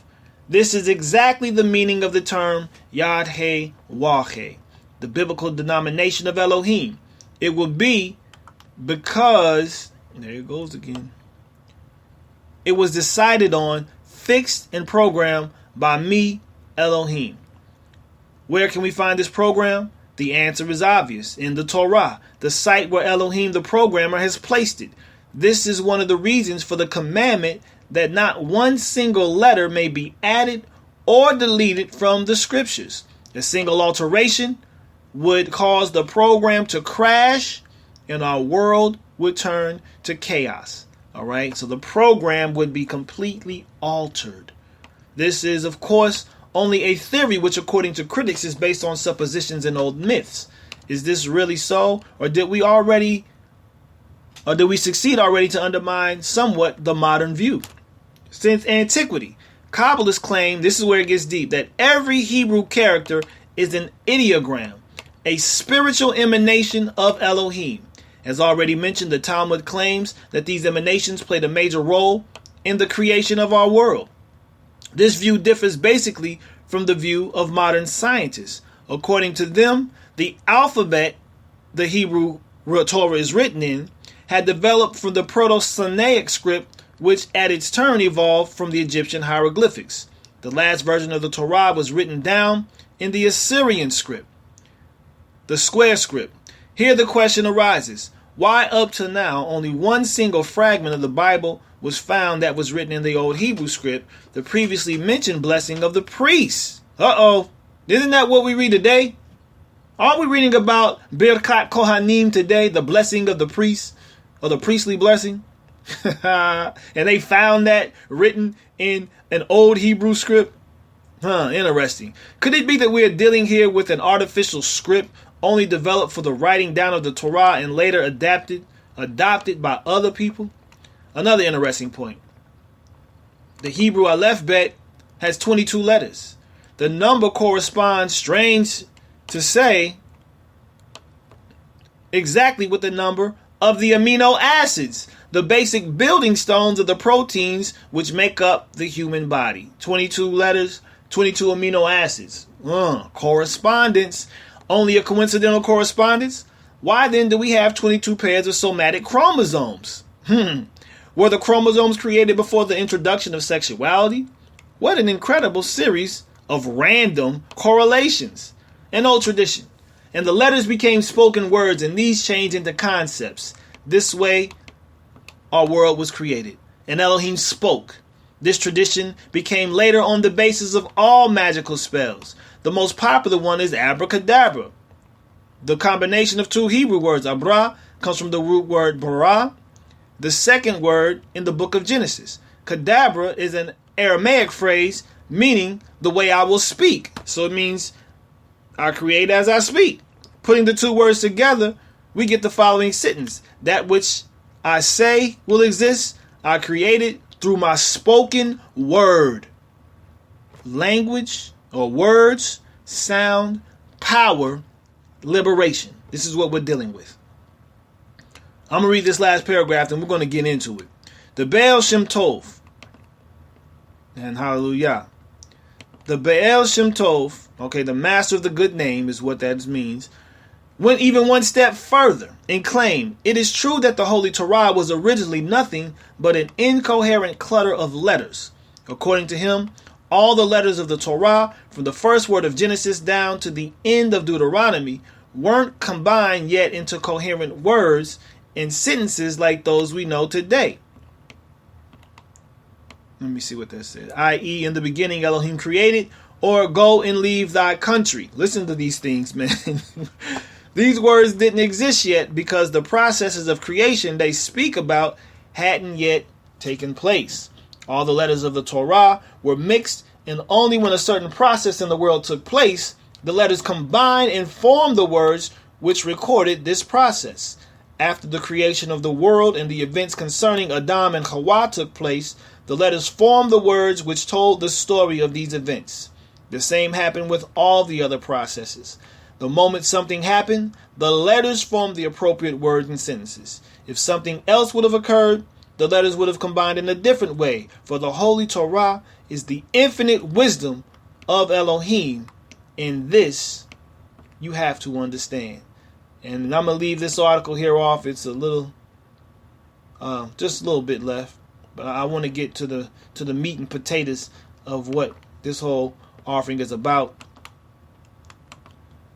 And this last article is a Hebrew Vision News exclusive. It is written by Mikael Corbin-Yahu, also known as the End Time Scribe. The name of the article is called The Blessings of Favor and Peace, Parshat Naso Reflections. When you access this last offering of mine from HebrewVisionNews.wordpress.com, Bavakashah, give me a for an acknowledgement of your receipt. I want to thank you all for tarrying again with us here in Hebrew Vision.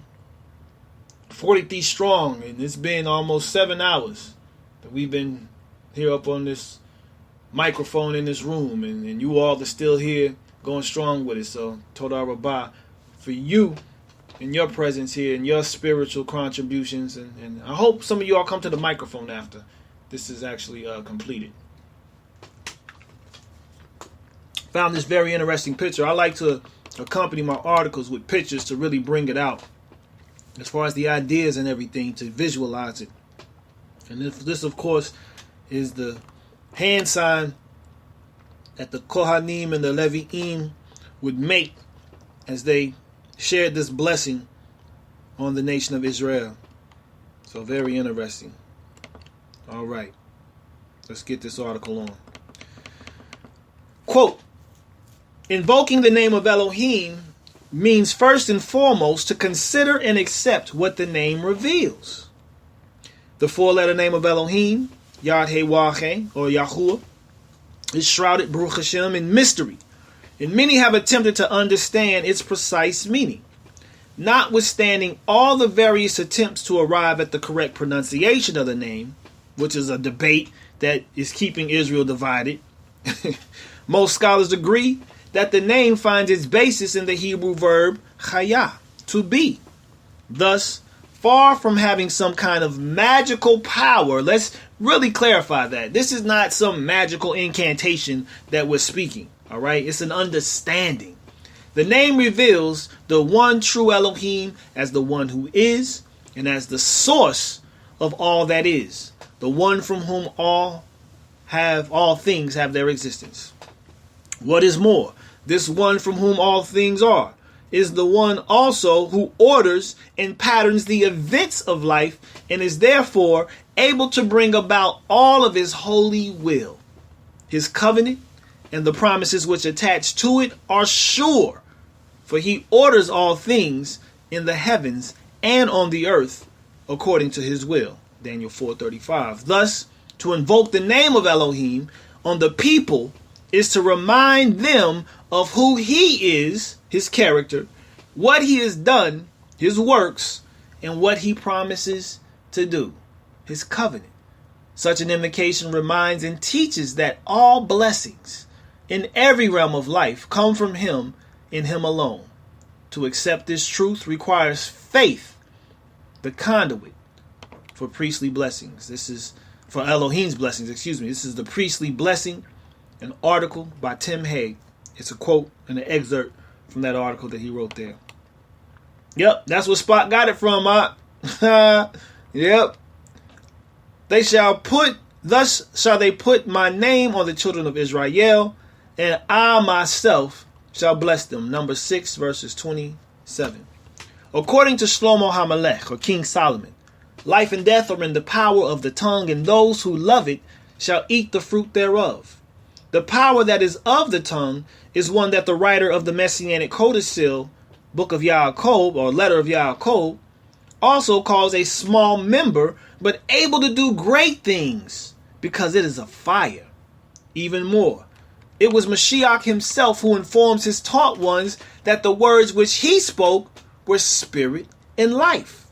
In fact, so powerful is the expression of the tongue that both the ability to bless and curse are contained in its force, a reality of which each of us can undeniably testify to the reality of being on both sides of the fence in regards to experiencing the effects of speaking or being on the receiving end of blessings and curses.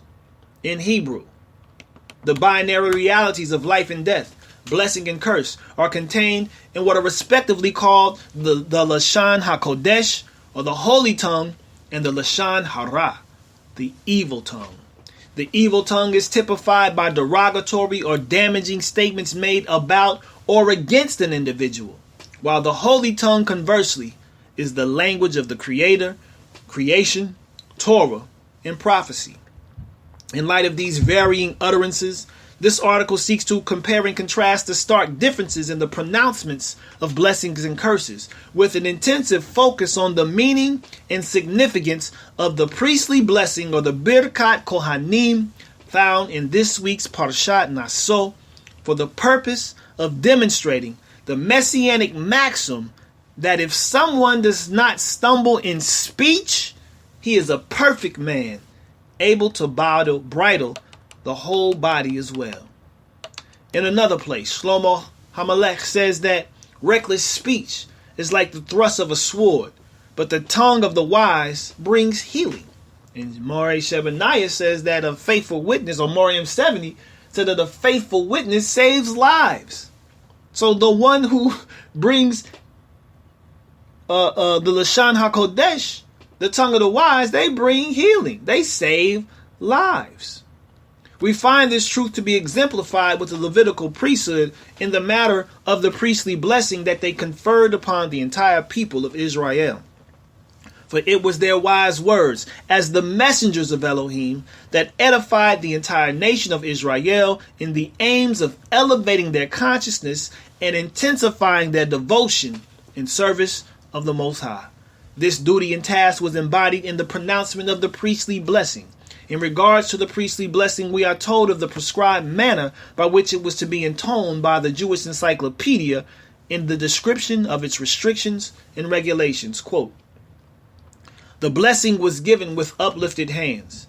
In the temple service, the priests raised their hands above their heads, while in other places they lifted them only to their shoulders. Any Aaronite who had attained manhood's estate, 30 and up, was enjoined to perform the function. There were, however, certain disqualifications due to physical, moral, or ritualistic defects. Yep. You already own it, Moram 70. So if a priest, for instance, if a priest had ever killed a human being, even though unintentionally, committed idolatry, violated any of the Levitical purity or marriage laws pertaining to the priest, committed any crime without having repented, or had indulged unduly in drinking wine, which is based on the juxtaposition of the chapter of the Nazarite and the priestly blessing, if he were crippled or hunchback or blind even in one eye, or had any defect on his hands, or if his speech were not distinct, and finally, without ablution of the hands, he was disqualified. Should any priests who were thus incapacitated or who considered themselves unworthy be present at the service, they were compelled to leave before the reader in his prayer gave the signal to the priests, for otherwise they would violate the command, "Thus shall ye bless the children of Israel." End quote.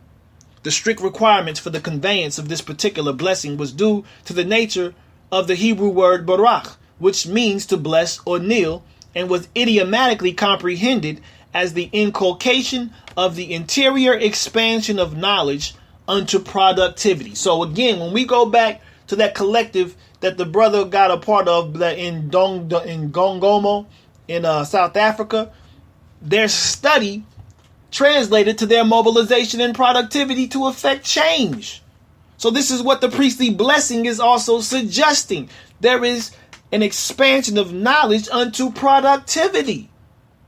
It wasn't just some magical intonation to cover my people and make them not touched by the evil one. There's nothing like that. This is about straight understanding. This is what this is about. So thus it was for the priesthood, as those in closest proximity to the Most High amongst Israel were to be the bearers, the Levites were to be the bearers of and portals to the incarnate reality of the Shekinah presence of Yah. Hence, the levels of purity that the Levites maintained were exceedingly high, as they were consecrated from birth to remain holy unto Yah for their service in the tabernacle and temple. It was when they had attained the state of holiness that they were then able to confer the blessing of placing the name of Yah upon the people. The understanding of the name, what this means. We're teaching you this essence, all right? There weren't opportunities, well, there were opportunities, but it wasn't the mind of the priests of ancient to exploit the ignorance of the people. They wanted to inform the people so that they could all be this priestly nation, and each played their role and capacity in making that a reality. From there, the unification of heaven and earth, when this name was placed upon the people, the unification of heaven and earth was then to be established and experienced by the nation. In light of this, we are further told from the Jewish Encyclopedia regarding the regulations and restrictions of the priestly blessing that, quote, the blessing was to be spoken standing, as were the blessings in Deuteronomy 27. The priests faced the congregation out of respect for the people, but the latter were not allowed to look at the priests, just like the Kohathites, the Gershonites, and the Machlites weren't able to look at the vessels and furnishings of the temple. So the people were not allowed to look at the priests while the blessing was spoken, lest their attention should be distracted and their devotions disturbed. In all motions connected with the blessing, such as advancing to the platform or turning toward the ark of the congregation, the priest was always to go to the right. The blessing was to be spoken in Hebrew, in Ivrit, because of the command thus, that is, only in the prescribed words and language. It was to be pronounced in a loud voice so that all the congregation could hear. The priests were required to discard their leather footwear. When they ascended the platform to pronounce the blessing, they were required to wash their hands before proceeding to the performance of the function. End quote. Very much protocol. Interestingly, the first instance in scripture where we see a priest conferring a blessing upon an individual is that of Melchizedek doing so with the patriarch Abraham after he returned from battle to redeem his nephew Lot, who was captured by King Kedar Laomer from Chaldea. Upon his successful mission of reconnaissance, Abraham encounters the king of Salem, where Genesis records these words, and Melchizedek, sovereign of Shalem, brought out bread and wine. Now he was the high priest, or the priest of the Most High El, and he blessed him, saying, Blessed be Abram of the Most High El, possessor of the heavens and earth, and blessed be the Most High El, who has delivered your enemies into your hand. And he gave him a tenth of all. Well, it is commonly understood that Abraham was a most righteous man. We find in this passage that in this encounter, Abraham is in fact lesser esteemed than this Melchizedek, who revealed to Abraham both the messianic mysteries of the bread and wine and blessed him with the favor of the Most High in his entrance to the Holy Land. Of this dynamic, a drash is provided in the letter to the Nazarene community of Hebrews, which reads, quote, "Now see how great this one was, to whom even the ancestor Abraham gave a tenth of the choicest booty. And truly, those who are of the sons of Lewi, who receive the priesthood, have a command to receive tithes from the people according to the Torah, that is, from their brothers, though they have come from the loins of Abraham. However, the one whose genealogy is not derived from there received tithes from Abraham, and blessed the one who held the promises. And it is beyond all dispute that the lesser is blessed by the better." In this context, a blessing is the favor of bestowing information and instruction from one who is in possession of greater knowledge and experience to another who is not as endowed, which is suggested in its idiom of kneeling, an act of which one can visualize a parent or adult kneeling to address a child, or an instructor, it's supposed to be instructor, accommodating their student in order to provide them with the necessary and proper information for assurance of their guidance in the process of receiving love and instruction for their development. The same principle applies to the relationship that Yah shares with his people, Israel. With Berkat Kohanim, the priestly blessings, it is intended to be as if Yah kneels down to provide us with that parental blessing of instruction. However, it is through the Levitical priesthood to whom he has given the monumental responsibility of representing the presence of Yah before Israel. Once the blessings were conferred upon Israel, however, it was then the entire nation's responsibility to in turn represent the Most High to the rest of the nations and bless them in accordance to the blessing that Abraham received from Yah, and that in his seed, Abraham was told, all the nations of the earth shall be blessed. This is what is referred to in Genesis as being fruitful and multiplying, or recreating the image and likeness of Yah through the impregnation of the set-apart spirit through the instruction of the Torah. As the will of heaven would have it, to be fruitful and multiplying as a commandment is one of the blessings that is bestowed upon Israel when they are found in alignment with the will of Yah. Another blessing that is extended unto Israel with the pronouncement of Birkat Kohanim by the Levites is that of favor. The Hebrew word Hanan carries with it the idea of celebrating and honoring the displays of life in the lifting up of the potentialities of the Son of Man. So we talked about that self-actualization a little while ago, Jung's psychoanalysis of matters, and how man's truest desire is to reach the fullest state of his actualization. Well, that's Mashiach, and this is what the priestly blessing is giving you the impetus to do. All right, this is crucial information. So within the arrangement of Birkat Kohanim, there is a phrase that speaks of the Most High shining his face upon the nation. This blessing is similar to the experience of Moshe when he descended. Here you go, Moraim 70. This is it. When he descended from Mount Sinai with the 2 tablets containing the 10 words, and his face was illuminated from being in the presence of our Father and King. This experience results in the unification and elevation of consciousness. Or results from that. It's supposed to be results from the unification and elevation of consciousness, which becomes physically apparent as the spirit of life activates the light within us. This is the meaning of this part of the blessing, and it contains the principle of intimacy and the reflecting of the image and likeness that is being conveyed in the second blessing shared with Israel. The last component of Birkat Kohanim is the blessing of peace. As we are all familiar with the Hebrew word shalom as a greeting or a departing extension of peace to another, the word also alludes to the idea of being made perfect, complete, and whole. What is more, this word also suggests the notion of being able to finish, to arrive at the end of a matter, or to meet a goal. Therefore, with this aspect of the blessing and its accompanying principle of Yah uplifting his countenance upon Israel, what we are being shown is that it is nothing less than the Shekinah presence of Yah upon us, both as individuals and as a collective, as the manifestation of the favor of the Most High, that we as a kingdom of priests and set apart nation are able to achieve our threefold mission of spiritually, mentally, and physically reproducing, reflecting Yah's image, and reigning on earth as the chosen people of Elohim in alignment with the covenant. And I'm going to add here, this is the messianic reality of Israel. Okay, in that fulfillment of peace, that is the messianic reality and manifestation of Israel. As the body of Mashiach truly exemplifies peace.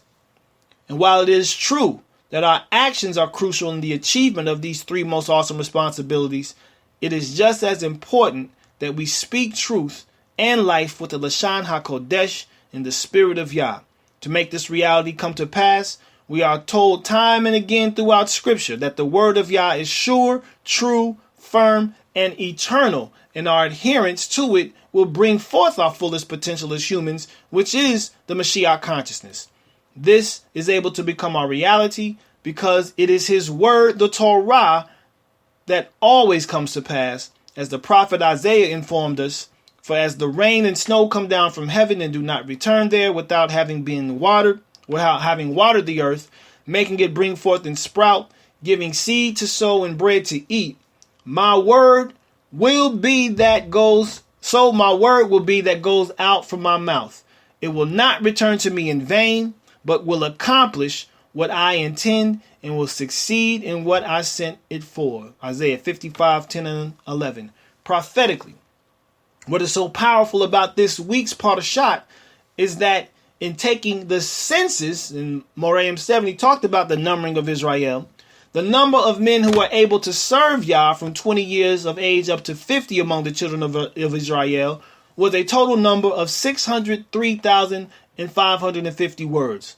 What makes this number so prophetic in nature is that this head count among Israel is also said to be the exact same number as the amount of letters that make up the Torah.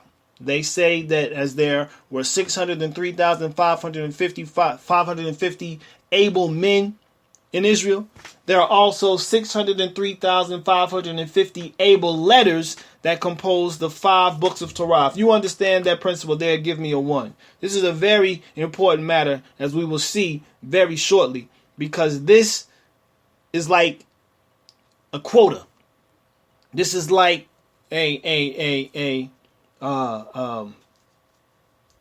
what's the word I'm looking for? It's pretty much like a quota. It's like you'll see the response to this, okay? Very powerful.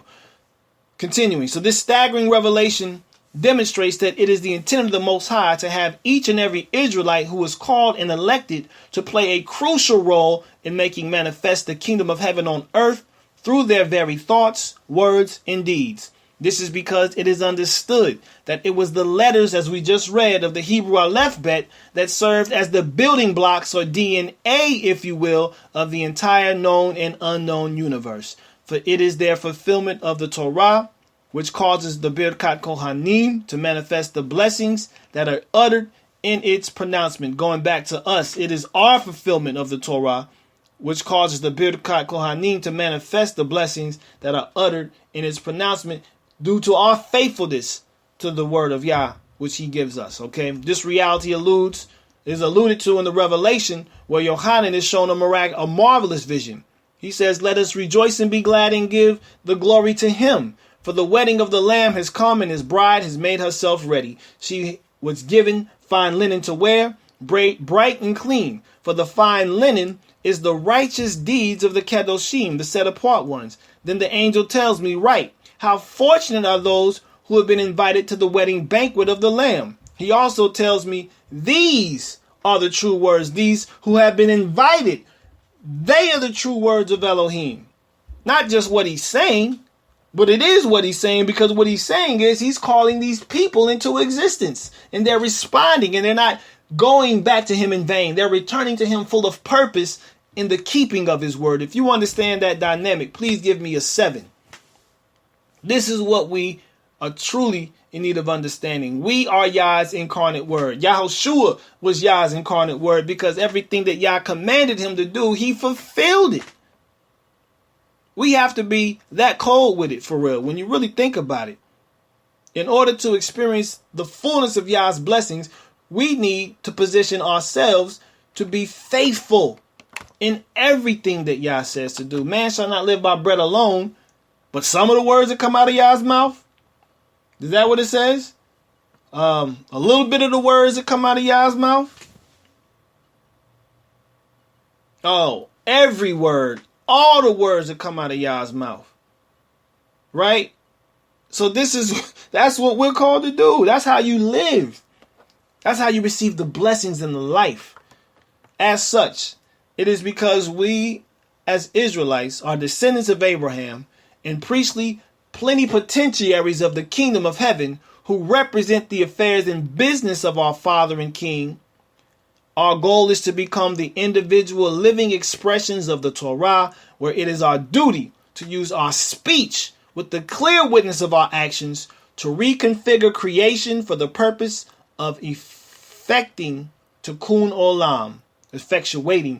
tikkun olam, or the repair of the age. For our ancestors, it was through the means of Birkat Kohanim, that the priesthood lifting their hands before the people, that the harnessing and transference of the spiritual energy of Yah was conducted through the priests. And because they were the conduits through which the energy was to flow through, they could not be defiled in any way whatsoever, nor could they utter unclean language from their lips. This principle we see articulated by the prophet Micah in his admonishment of the priesthood, reminding them that, quote, my covenant was with them for life and shalom, ultimate what we all desire. And I gave them to him for reverence. So he revered me, and he was awestruck by my name, which was on them. Instruction of truth was in his mouth. That's what they were doing. They were teachers of righteousness. Injustice was not found on his lips. In shalom and uprightness he walked with me, and he turned many away from iniquity due to his instruction. For a Kohen's lips should guard knowledge, and instruction must be sought from his mouth, for he is a messenger of Yah Sevaot. Malachi 4-7. Therefore, it is not for us as a set-apart people to speak words with Lashon Hara, or the evil tongue. It is our duty to raise the vibration of the entire world, however, by speaking words with the Lashon HaKodesh. As a result of this, it is all the more important that we learn to speak in the Hebrew language, whose letters are the very building blocks of creation, so that we are able to infuse the consciousness of the Creator within the very soul of each human on earth. For it is our purpose and the promises of Birkat Kohanim to provide us with the divine imperative and charge us with the intention and the will of Yah to bring the vibration and the consciousness of the Garden of Eden back to creation. Then the earth will prophetically be able to recognize the presence of Yah in, on, and through our united and completed reality as Israel, the channels of the set-apart spirit, which will then make accessible that spirit, same spirit, to the rest of the nations. And it shall be, when Israel is restored, that the entire earth too will undergo a revolutionary transformation back to the divine order that it was created to be, when the Most High looked at his creation and said, it is good, as it is written. For then I will restore to the people pure speech, so that all of them may call upon the name of Yah and serve him shoulder to shoulder. At that time, I will bring you in. At that time, I will gather you. For I will give you renown and esteem and glory among all the peoples of the earth, when I restore your captives before your eyes, declares Yah. Zephaniah 3:9, and that's actually verse 20, an accompaniment of that. Selah. And that formally concludes my offering for the day. Word, sound, power, and liberation. It is my prayer that what has been left before you with this offering has been to your edification, that it has enlightened you on many things, that it has even affirmed some stuff that you've been dealing with and questioning yourself, that it has only provided a more clear view into some things that you may have been seeing as well.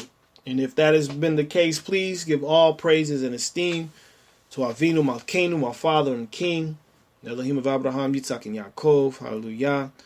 Bavakashah. I want to thank each and every one of you all. Man, we still 43 deep up in this room at such a late hour, and opening at such an early hour. So Todah Rabbah to you again for choosing to fellowship with us here in Hebrew Vision today. You've truly been gifted with a lot of information. I mean, there's a lot to process. And then what's so deep is now Moray M70 is turning around, boom, and giving us the review of the week. So Todah Rabbah for that as well, Moray. So you can review the information. We can review the information and go about, processing this stuff. Because, I mean, even in the week that I'm preparing, there's so much information. It takes time to process. It really does. Like some of these ideas and these principles and, these notions, like they come to you, but it's like, man, do you really get what you're saying? It takes time to process this stuff, and the amount of information we're receiving in, 6, 7, 8 hours is can be saturating at times. It can certainly be saturating, but nonetheless we persevere and we continue because it's urgent, as one of the articles that was read in here stated. This is a critical hour, and we need to take critical steps to go about, securing our position in life, as well as preparing for the next generation, and reclaiming that throne which Yah has prepared for us. And it's a mighty undertaking, but it is possible. All things are possible with Mashiach Yahushua, because greater is He who is in us than he who is in the world. These are realities which we must understand, and start to activate within us. Not only understand it, but activate it. Live according to it. And let the power that Yah has placed within us emanate. And how much more that will be in power when we are united as a people. Exactly. Is your testimony credible? Is your fruit what you say it is? Yep. That's how we know. It is in your fruit. And so with that, Mishpachah, Havarim, we can open the microphone. If there's anyone who wants to come to the mic, please come to the mic. All praise to the Most High. I will close with a Hatzi Kaddish, and then we can go ahead and go from there. So with that, hallelujah. Yitkadal vayikadesh shemei robah. V'yamadi v'ra kirutei v'yimelech malchutei. B'chayechunu v'yamichunu v'chayeda kol beit Yisrael. B'galav v'zman chariv v'meru. Amen. Yehei shmei rabba mavorach le'olam ulmei amaya.